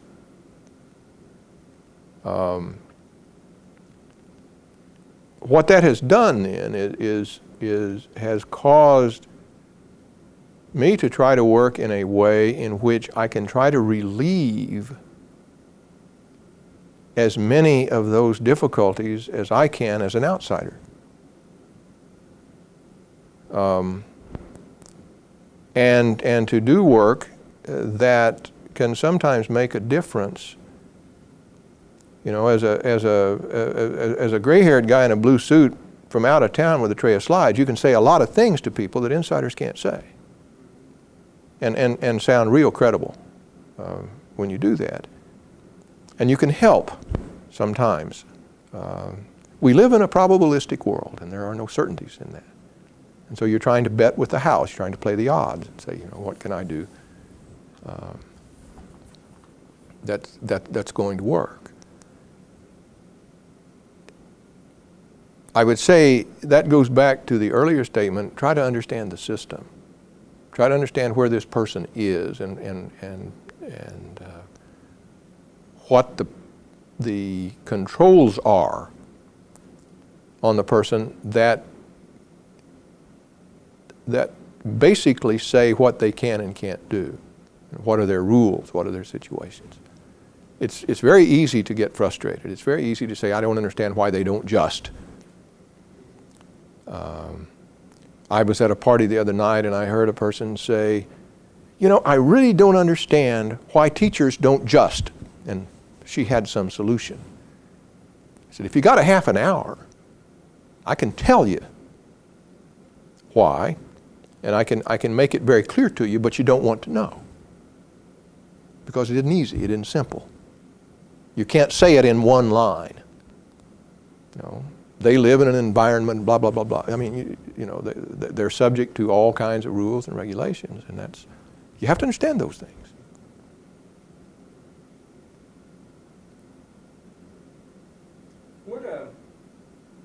What would you say were some of the turning points in our field?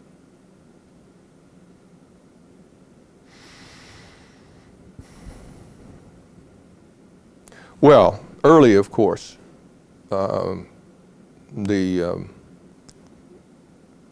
early work during the Second World War of the psychologist group, when they finally got their act together and began to make real impacts on training and selection, I mean, that was a real beginning. They devised part task trainers and simulators and all that kind of thing. So that was a big turning point. I think the introduction of more capable technologies represented a turning point. That is, we had an IBM 1500 computer-based instruction system here in the early 60s. It was as good as you needed to have even today for drill and practice. It would still work just as well for them. So increasing the technological capabilities so that we could extend ourselves, you know, we need to be in a situation where we can present images and sounds to people and call for them to do things and the like, and so whatever facilitates that.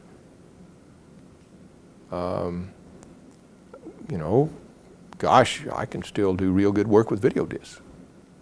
You know, I mean, you don't have to have, I keep hearing all the time, you know, people say interactive as if that's a goal rather than a means.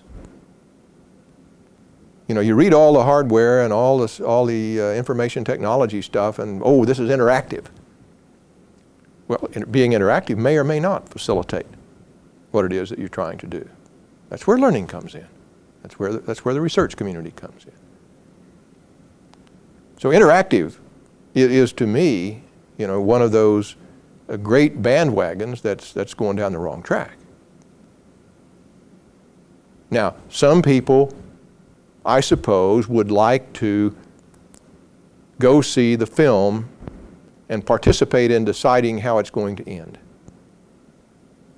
Maybe they would. I'd just as soon let John Steinbeck decide how the film's going to end. I will interact with it at my gut level, but I don't want to help John Steinbeck with that process. And so I think we need to sort out those kinds of features that are critical and use them when they are critical, but try to keep means and ends fairly clear. So the capable technologies have certainly made a big difference in the field.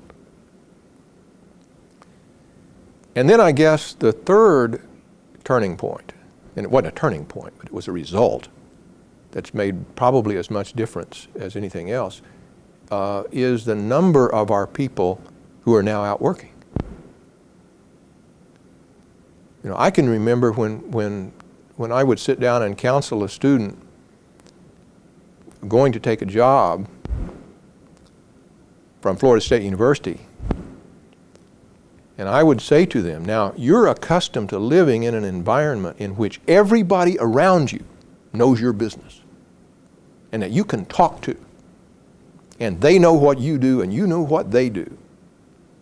And when you go to work for, in those days, Motorola or IBM or somebody else, they will not know what you do. You will be the only one with eyes. You'll be the only one who knows what all this stuff is and what it means, and you'll have to explain to them what it is. Don't assume that they will know, because they won't. And we had people back then in those days who would hire students, graduates from here, just because it was fashionable to have a student from Florida State that you hired.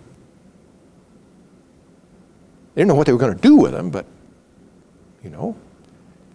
So what's changed then is that now our graduates can go out there and find some of their colleagues from here or other good schools, and they can talk to each other.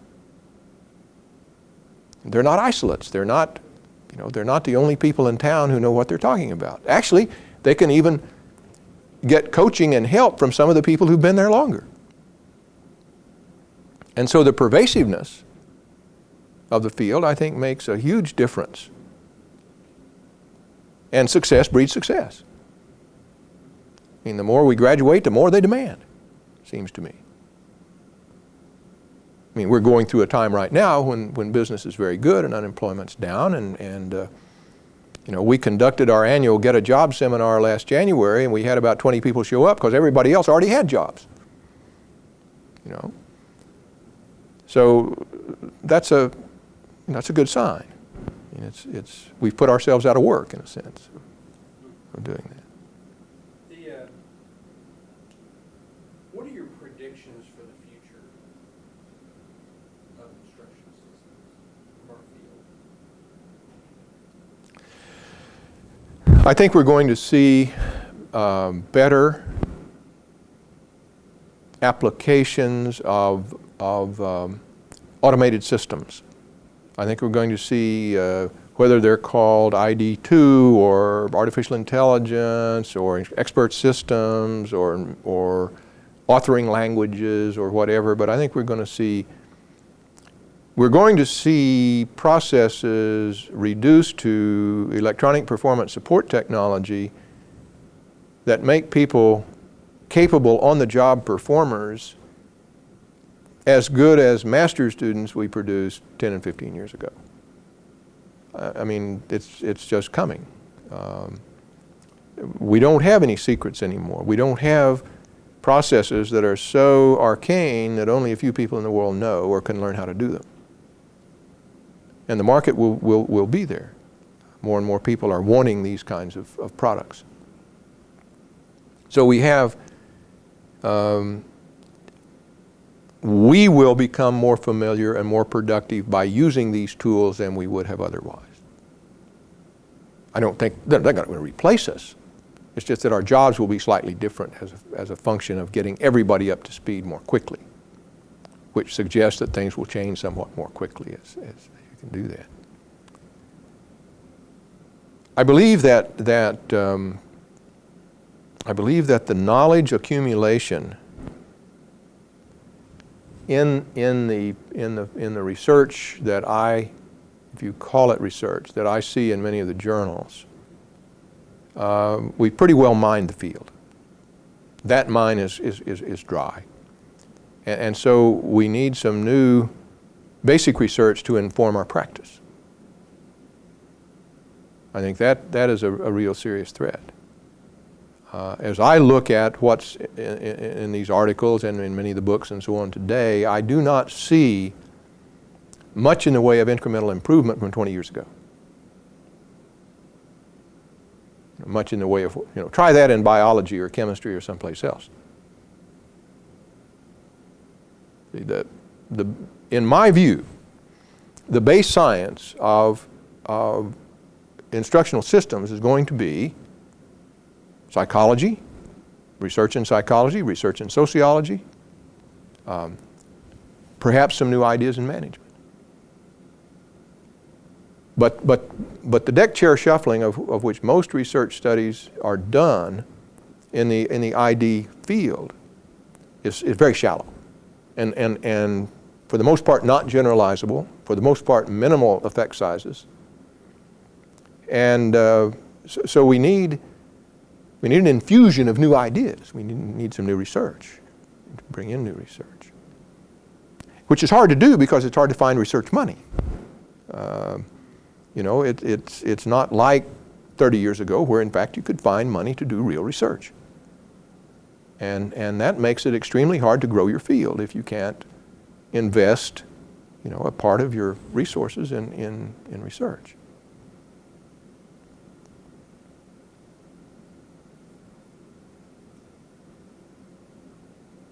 Knowing what you know now, what would you do differently if you had that chance to do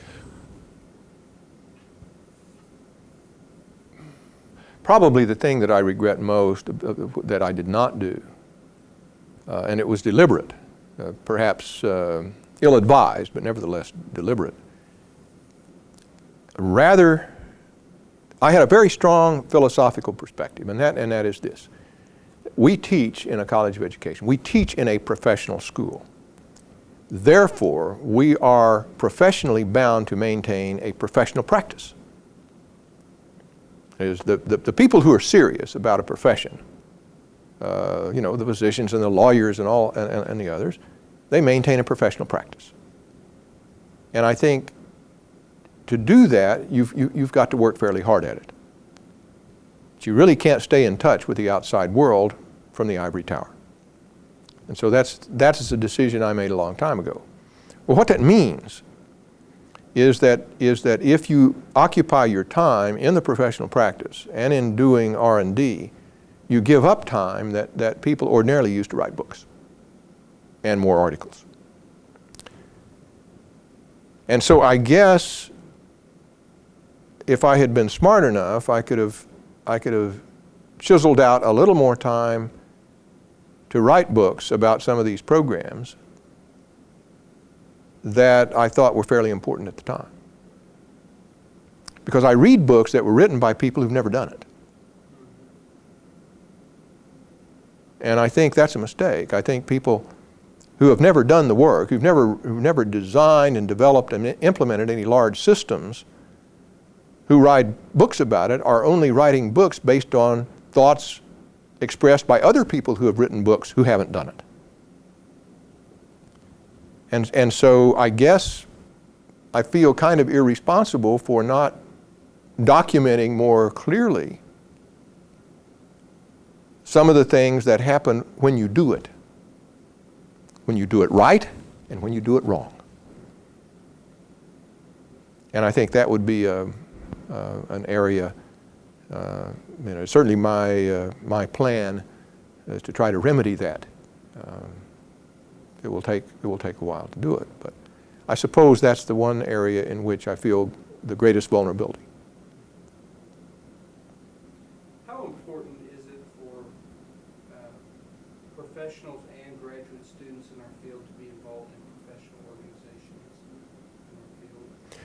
And when should we, especially graduate students, when do we need to be involved in these? If you know what field that you're going into, what you're going to do, then you want to be participating in the professional society associated with that chosen endeavor at the earliest possible time and under the sponsorship of your professors. Your professors should say, okay, you've decided you want to be an academic. And if you want to be an academic in this field, then we need to be going to some of these meetings. And here are some of the meetings that we need to go to that will meet your needs. And the deadline for your AERA submission is going to be the 15th of August or whatever it is, or the 1st of August.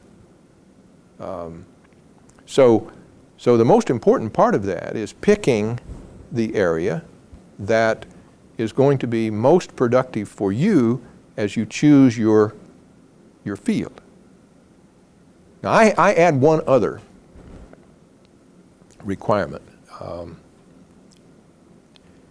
I like to go to a meeting to learn.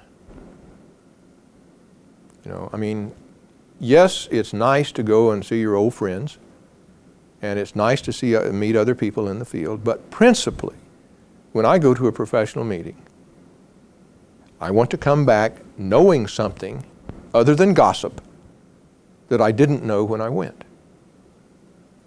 And so as I grew older, I got very selective in terms of the kinds of meetings that I was willing to attend.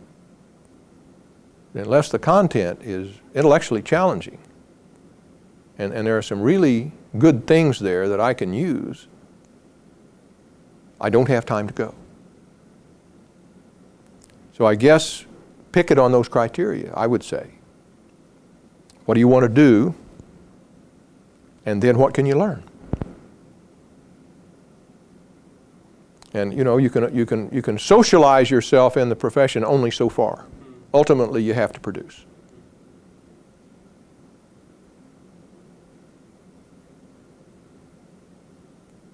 What excites you about our field today? Oh, the same thing it always has, and that is the opportunity to try to make a difference. The opportunity to try to put something in place that would improve the human condition. The opportunity to contribute directly to the development of people in creating their own opportunities. That's the primary motivation. I mean, if I had wanted to focus on earning money or whatever, I would have stayed at Litton Industries. I mean, that's a perfectly legitimate thing is making money. But to me, the most important thing is to say, you look back in history and you think, now, who would you really like to model yourself after? And the guy that keeps coming to mind is this fellow Semmelweis. He was a Viennese obstetrician, and he noticed that he was in a hospital in Vienna, and one end of the hospital was occupied by midwives, and the other end of the hospital was occupied by physicians. And the death rate of women giving birth was 10 times as high in the physician's ward than it was in the midwife's ward. And Semmelweis says, now, there's something wrong here. We're doing something wrong. And so he figured out, or he hypothesized, that the reason that the physicians were killing the patients was that they would go directly from their research lab working on cadavers and treat their patients without washing their hands. See, he knew statistically that something was wrong.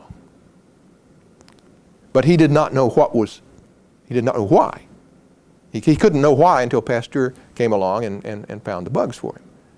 So he made this incredible contribution to the world in the elimination of sepsis, in treating patients and so on, by simply observing the world and then trying to convince his colleagues that he'd found something.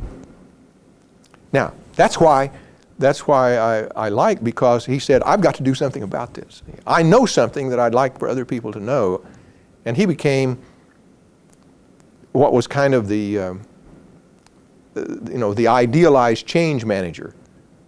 He was trying or change agent, I should say, not manager, change agent. He was trying to change or disseminate an idea that he had discovered to a very unwelcome audience. The poor guy finally went crazy. I don't guess I want to go crazy, but the idea that he was so tenacious in his pursuit of this idea, and that he could see that he was right, and the fact that his colleagues basically ostracized him didn't in any way change the fact that he knew he was still right. So if he had been dependent on the approval of his colleagues for his reinforcement, he could have never made that contribution.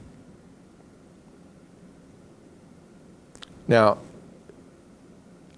to me, we have those opportunities in the broad range of the field of instructional system. We can, in fact, help the world convert from a teaching-centered point of diminishing returns to a learning-centered environment, which is basically the opportunity to put on a scooter or roller skates or roller blades or a motorcycle, whatever. I mean, we can change that technology. And we know that things will not get better until we do. And I think that's the kind of thing. It doesn't matter whether you're talking about public schools or military training or corporate training or whatever, but I'm more concerned, of course, with the young people at this point. And we cannot create self-directed, lifelong, aggressive learners by having people sit in class. The behaviors are incompatible. And until we can convert from that teaching-centered focus to a learning-centered focus, we cannot get any better. It's as good as it gets. You talked about programmed instruction as being the fashion of the day, I think were your words earlier. How do you see distance learning as being the fashion of our day, and how does distance learning, distance education fit into our instructional system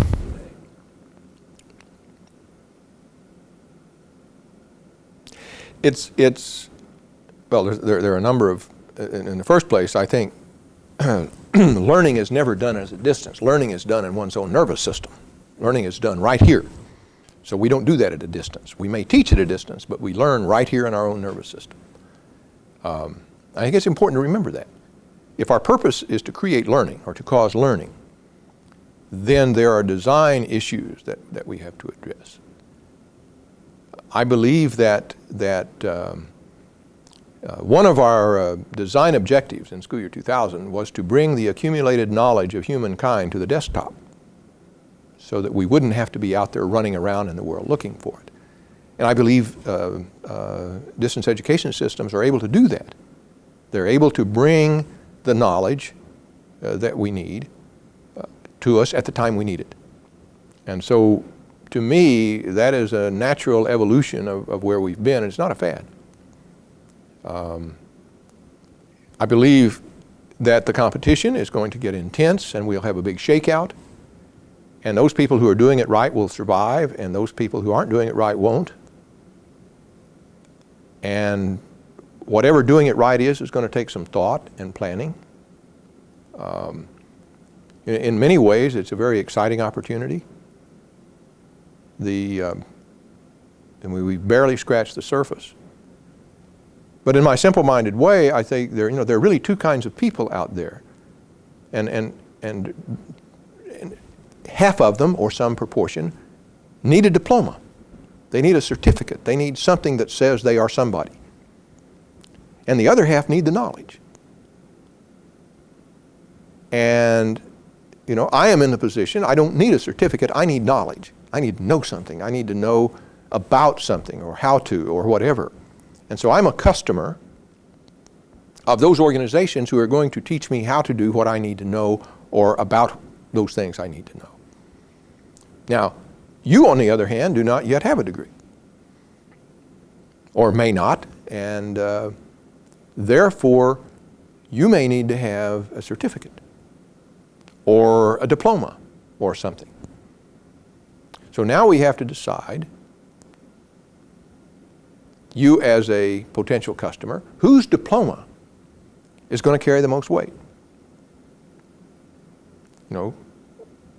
Competition in the marketplace is such that we might ask,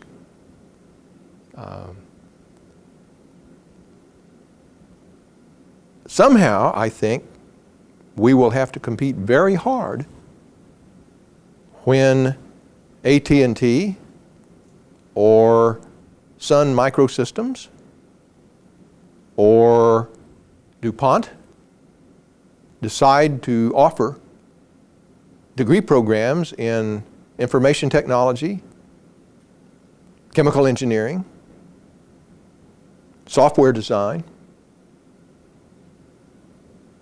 Now suppose you go to get a job and you've got a master's degree from AT&T in information technology. Can Florida State compete? We don't know. But I think the competition for that kind of thing, see, they have knowledge too, a lot of it. They just typically not sold it. And I think we're going to see some shakeouts in the marketplace in terms of who can provide the customer with what the customer wants, depending on what their needs are at the moment. And there will always be the fly-by-nights, get rich quick kind of things. One of the things that you're best known for is the instructional systems model that you developed, I think in your work with the military. Tell us a little bit about how you came to the part where you came up with that model. One of the things that I said earlier is trying to understand what a system is.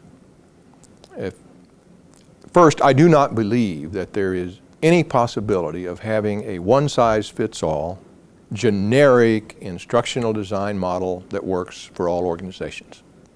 I think that is a hoax. That if you understand what instructional systems is all about, then you build a customized model based on an instructional systems paradigm, based on the larger paradigm, that takes into account the needs of the organization that's going to use it. So you have to figure out first who's going to use it and what are they going to use it for. And from that point, then you can fit your model to the organization and take into account the organizational realities that they have to deal with. So, when we worked with the military, we looked at their assets. What are they capable of doing? Well, one of the things we found is they are very capable of doing job analyses and occupational surveys and finding out what it is that people need to know on the job. They do that very well. So you can allow for the fact then in your model that these people know how to do that. They already have something in place. They have enough people in enough psychologists and others in the military that they know how to develop job performance measures. They can sort out the people who know the job from those who don't. Or they've spent a lot of time and money learning how to do that, but they know how. And so They have a huge inventory of courseware that they have developed over time. They have a variety of opportunities to deliver instruction in a variety of settings. You know, they can take people out and deliver instruction right at the tank. They don't have to go to a classroom.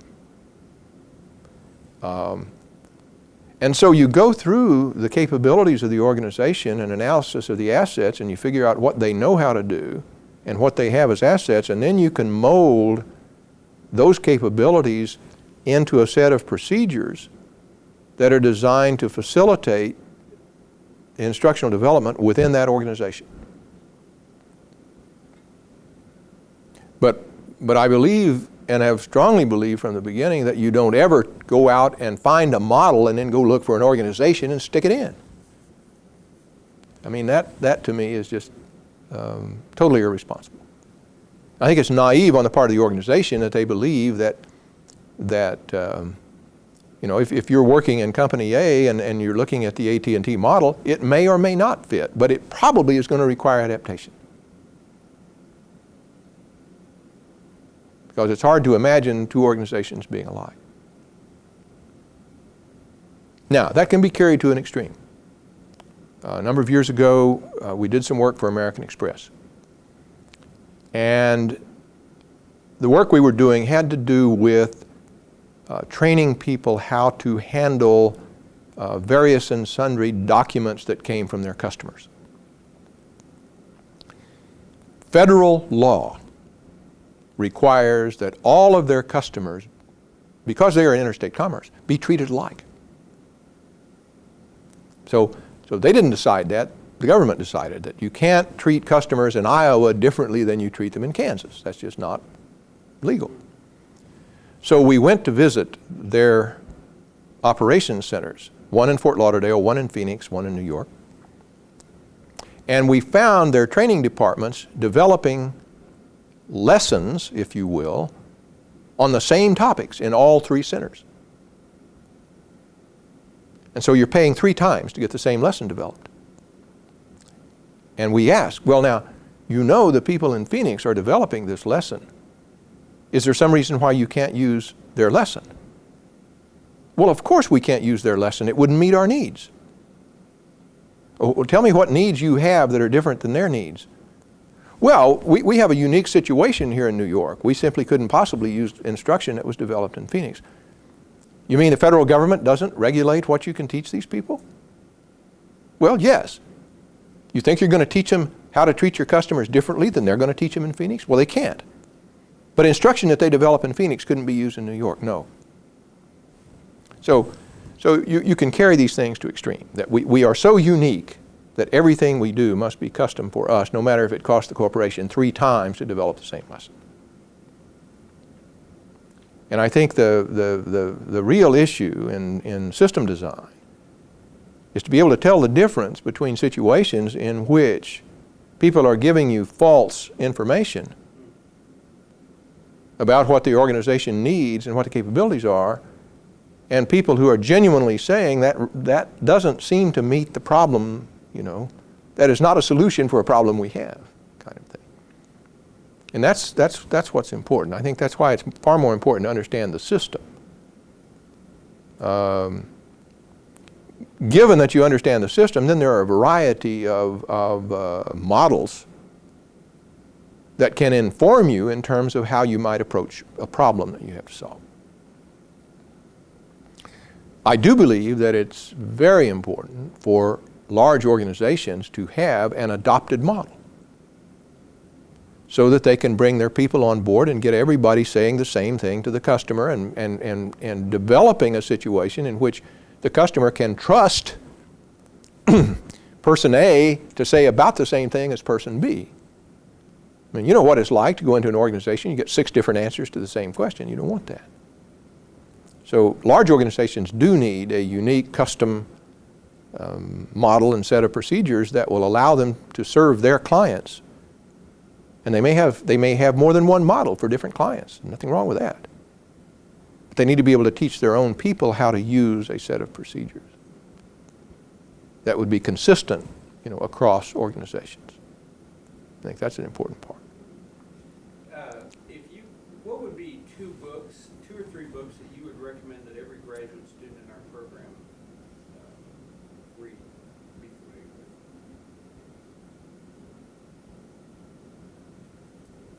with? Well, I'm not prepared to answer that question, I guess. If you say every graduate student, that would include... Two or three books that have been very, very influential on your thinking. Take a break. Let me think. I'm not prepared, wasn't prepared to answer that question quite.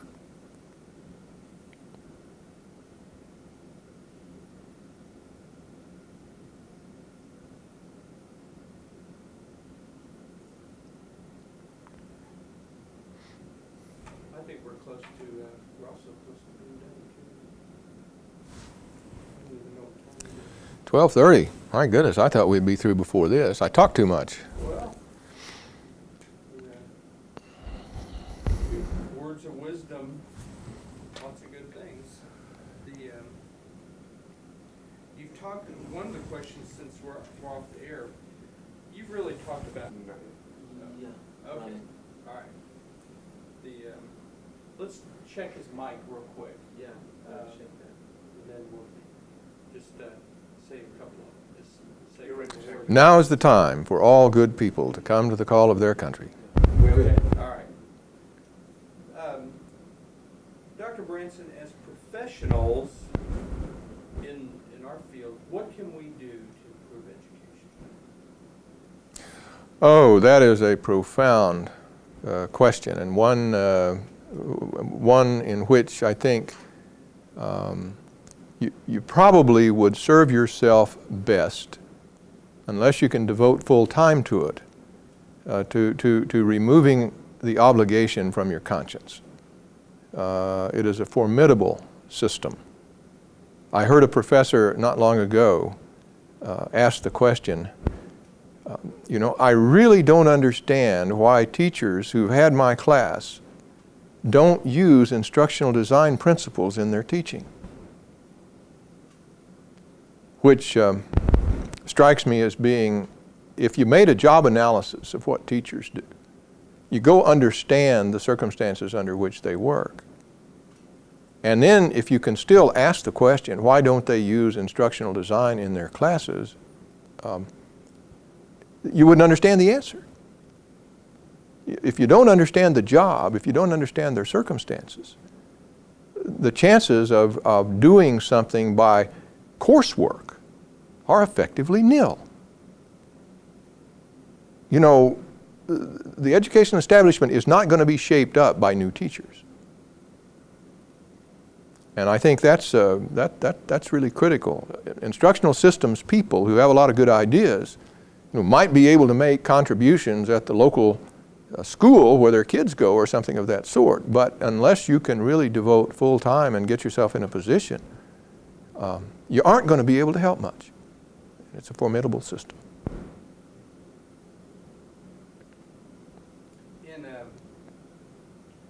In the movie Amadeus, Salieri is completely despondent about the idea, and he self-proclaims himself to be the patron saint of mediocrity.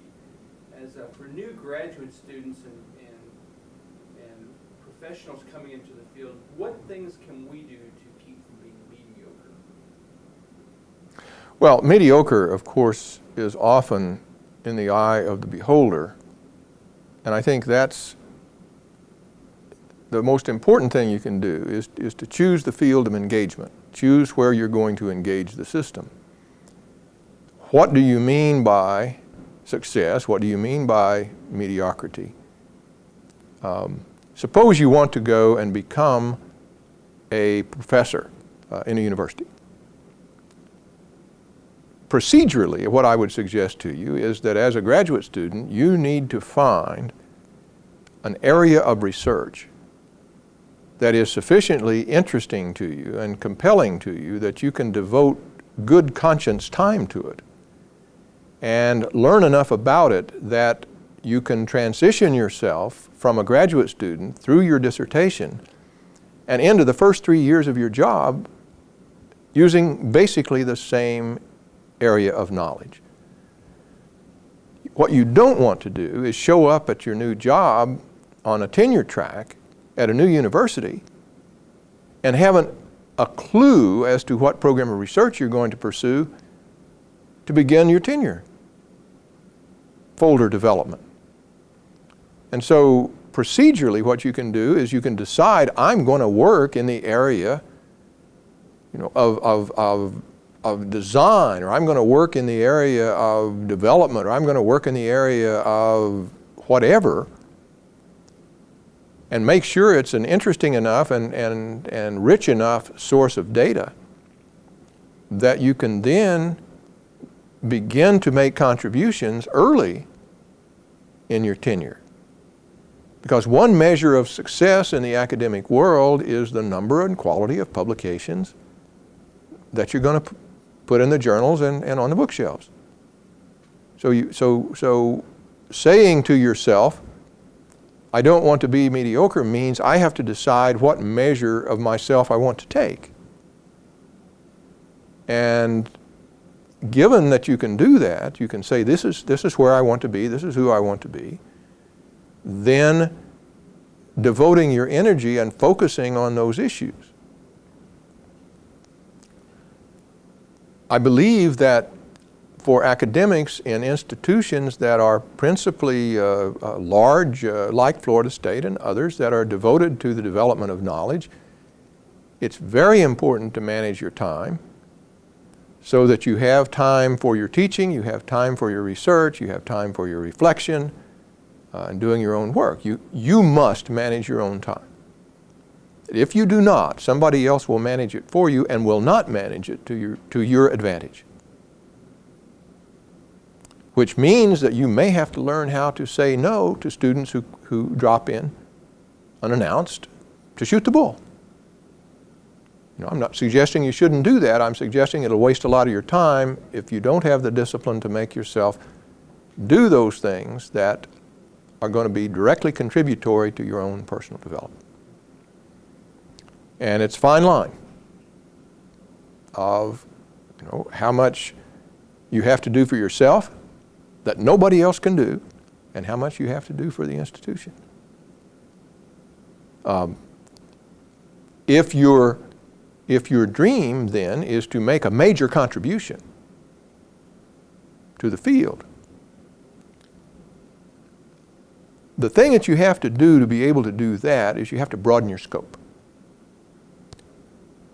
That you'll have to go and become conversant with other disciplines.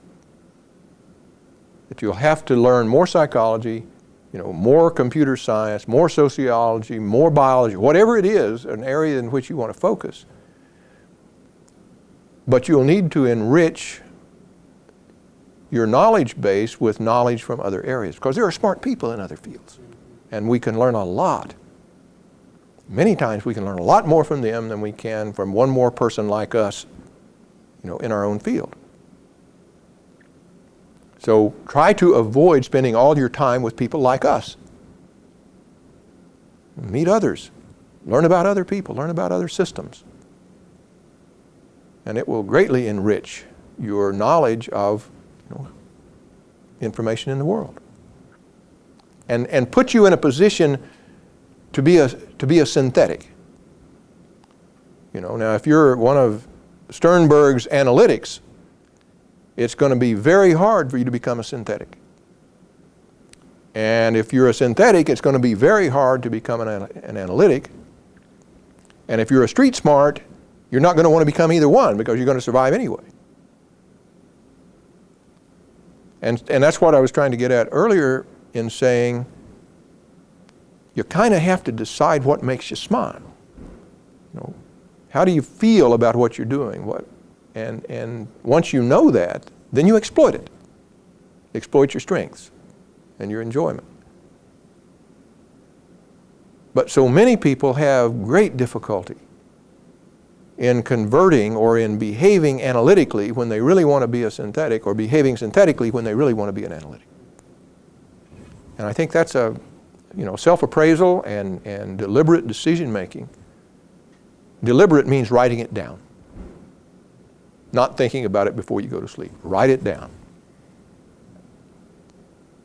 What 2 or 3 books that you've read have really shaped your thinking in the field? That's a very difficult question for me because I guess I don't know 3 books that have shaped my thinking. I think probably the ones that I think are the most powerful. I think a student could well study and continue to study the Gagne conditions of learning and the subsequent research areas that are basically contiguous with his various, for example, the events of instruction and the like. What do we know about those things now that he didn't know at the time that he brought those up? Follow and pursue those areas as a professional field. Most of the professional books that have influenced me in the last few years, well beyond graduate school, there is one by some authors named Goss and Weinberg that's called Requirements Before Design. And it is a very good elaboration of requirements definition, which is an area I think we overlook considerably in our program. We assume, for example, that the SME knows the requirements. Well, that's a false assumption. If you're a professional, you cannot be misled by an SME. You cannot allow yourself to be misled by an SME. So that field, I think the other one that has probably more greatly influenced me recently, and there are certainly more than one in the field, but there are those that get into the area of process redesign. There are areas that when we talk about, processes cause results, and capable processes cause better results, and really capable processes cause really great results, and so on. And so we have to understand processes and documentation of processes and the creation of measurement points in those processes that allow us to improve our situation. And so the books having to do with process reengineering. Yes, I know that it's important to do the right thing. Once you've decided you're doing the right thing, though, you need to do the thing right. And that's where process engineering comes in, or process documentation. I guess number one would be the Deming books. Out of the Crisis. That's it's a very practical kind of thing, but I think all of these things are systems. That if you understand quality systems, you will go a long way toward really becoming an effective instructional systems person. It's critical that we understand those things. If we understand requirements definition,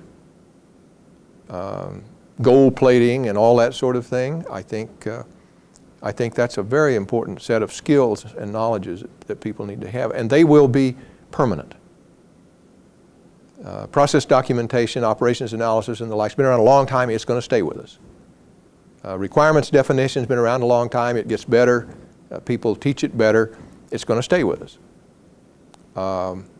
Conditions of learning, they're going to stay with us. Now, we'll learn more about learning as time goes on, but those are the kinds of things that they're not temporary. They were around when I was in graduate school. They will be around when your children are in graduate school. So I would say those are the areas which, to me, seem to make the most sense. You've had quite a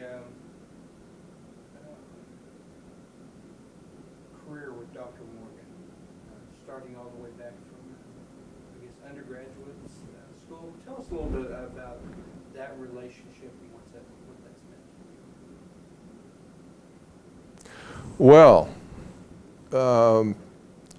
of course, we explored lots of things together as undergraduates, all for the most part academic. We weren't great social chums at the time, but we did a lot of work.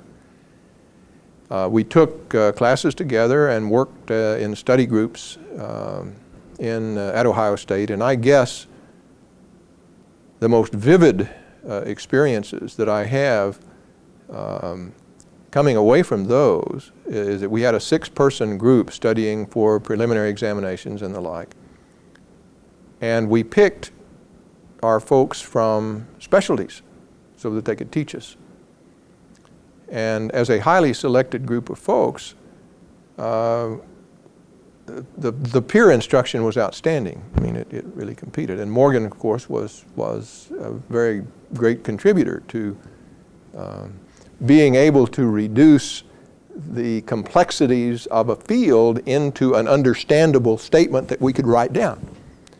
And he has maintained that capability of being able to analyze things and then say them in such a way that mere mortals can understand them. Morgan has had such an illustrious career. I would say my greatest criticism of Morgan is that he didn't write any books. He is another one who made a deliberate decision to do the work and to learn the really important things in the world that one has to do the work. But he didn't write enough books to document the knowledge that he gained, and that's a loss. He knows that, and others who have watched him work over the years know that. I have been very fortunate in my life. I've had, in my adult life, I've had 3 bosses, and all of whom were what I would consider 3 standard deviation bosses. I haven't had a bad boss in so long, I don't even know the concept. You know, they are hard to come by. And when you find one, it's a good idea to keep them. And I've always found it extremely gratifying that Bob was able to do all the things that he's been able to do to make working in this institute as good as it gets. I don't know of anyone who has a job better than I have. It is unimaginable that someone could have a job that any better. And he provides that. I mean, because of what he is able to do in keeping LSI in front of the administration and in handling all of the necessary things to make it go, I think it's an incredibly remarkable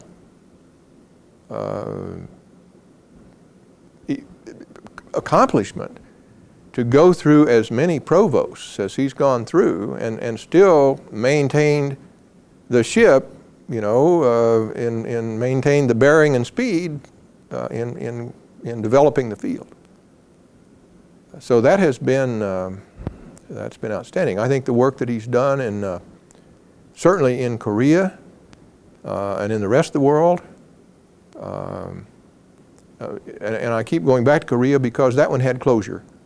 We had a really big time evaluation at the end of that one that was 225,000 people or something like that. Just outstanding work. But not very many people know about it.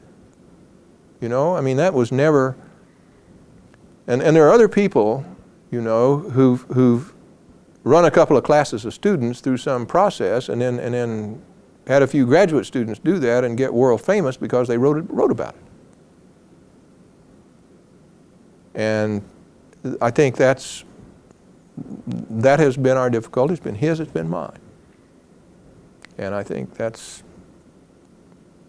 one of those issues. I of course wonder what will happen to the Institute when he retires. I don't know where we would find someone with that kind of vision to bring in and continue leadership, and so it will undergo a big change. Whether that's a change for the better remains to be seen.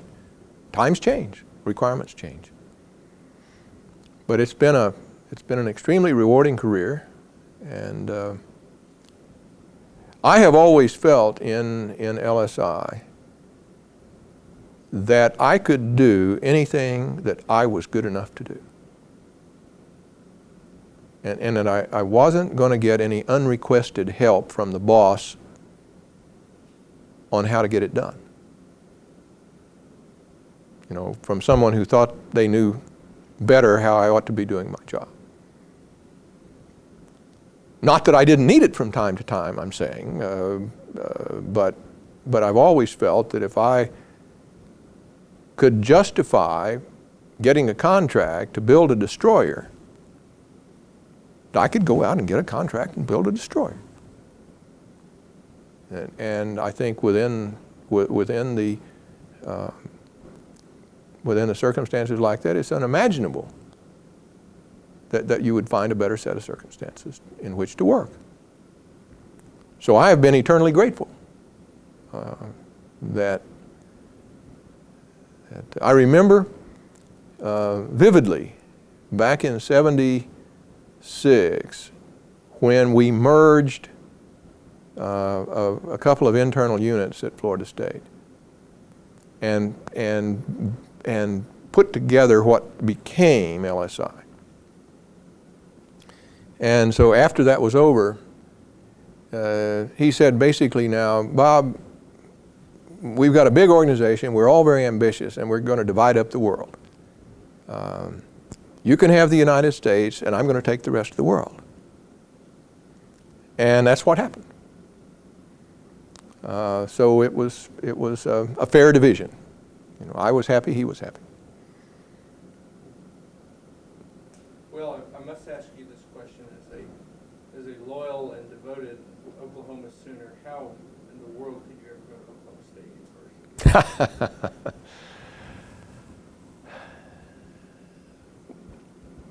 When I was in high school, we had friends, of course. I grew up 30 miles from University of Oklahoma, and was a great fan, and actually was invited to go try out for the football team, and decided I really was not good enough to play college ball, and you know, that was a decision I made.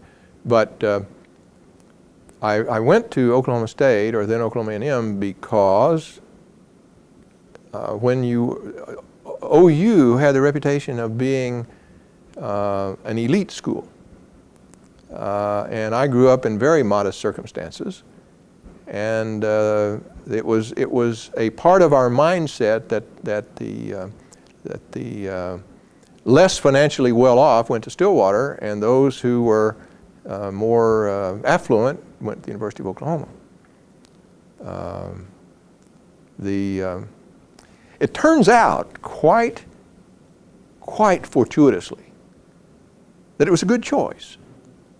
And the reason is that that we went through the psychology program at Oklahoma State. Both Bob and I went through there. And when you go to a country school and you come from a small town in Oklahoma and you do reasonably well in graduate school, but you don't know how you stand up to the people who come from the really big places. And so when we went to Ohio State, we didn't know whether we would make it. I mean, you just don't know where you are, you know. And after about 3 months, we both realized that we had been a lot better trained in psychology at Oklahoma State than 90% of our colleagues who had gone to better schools. That we didn't know how strong the psychology department was.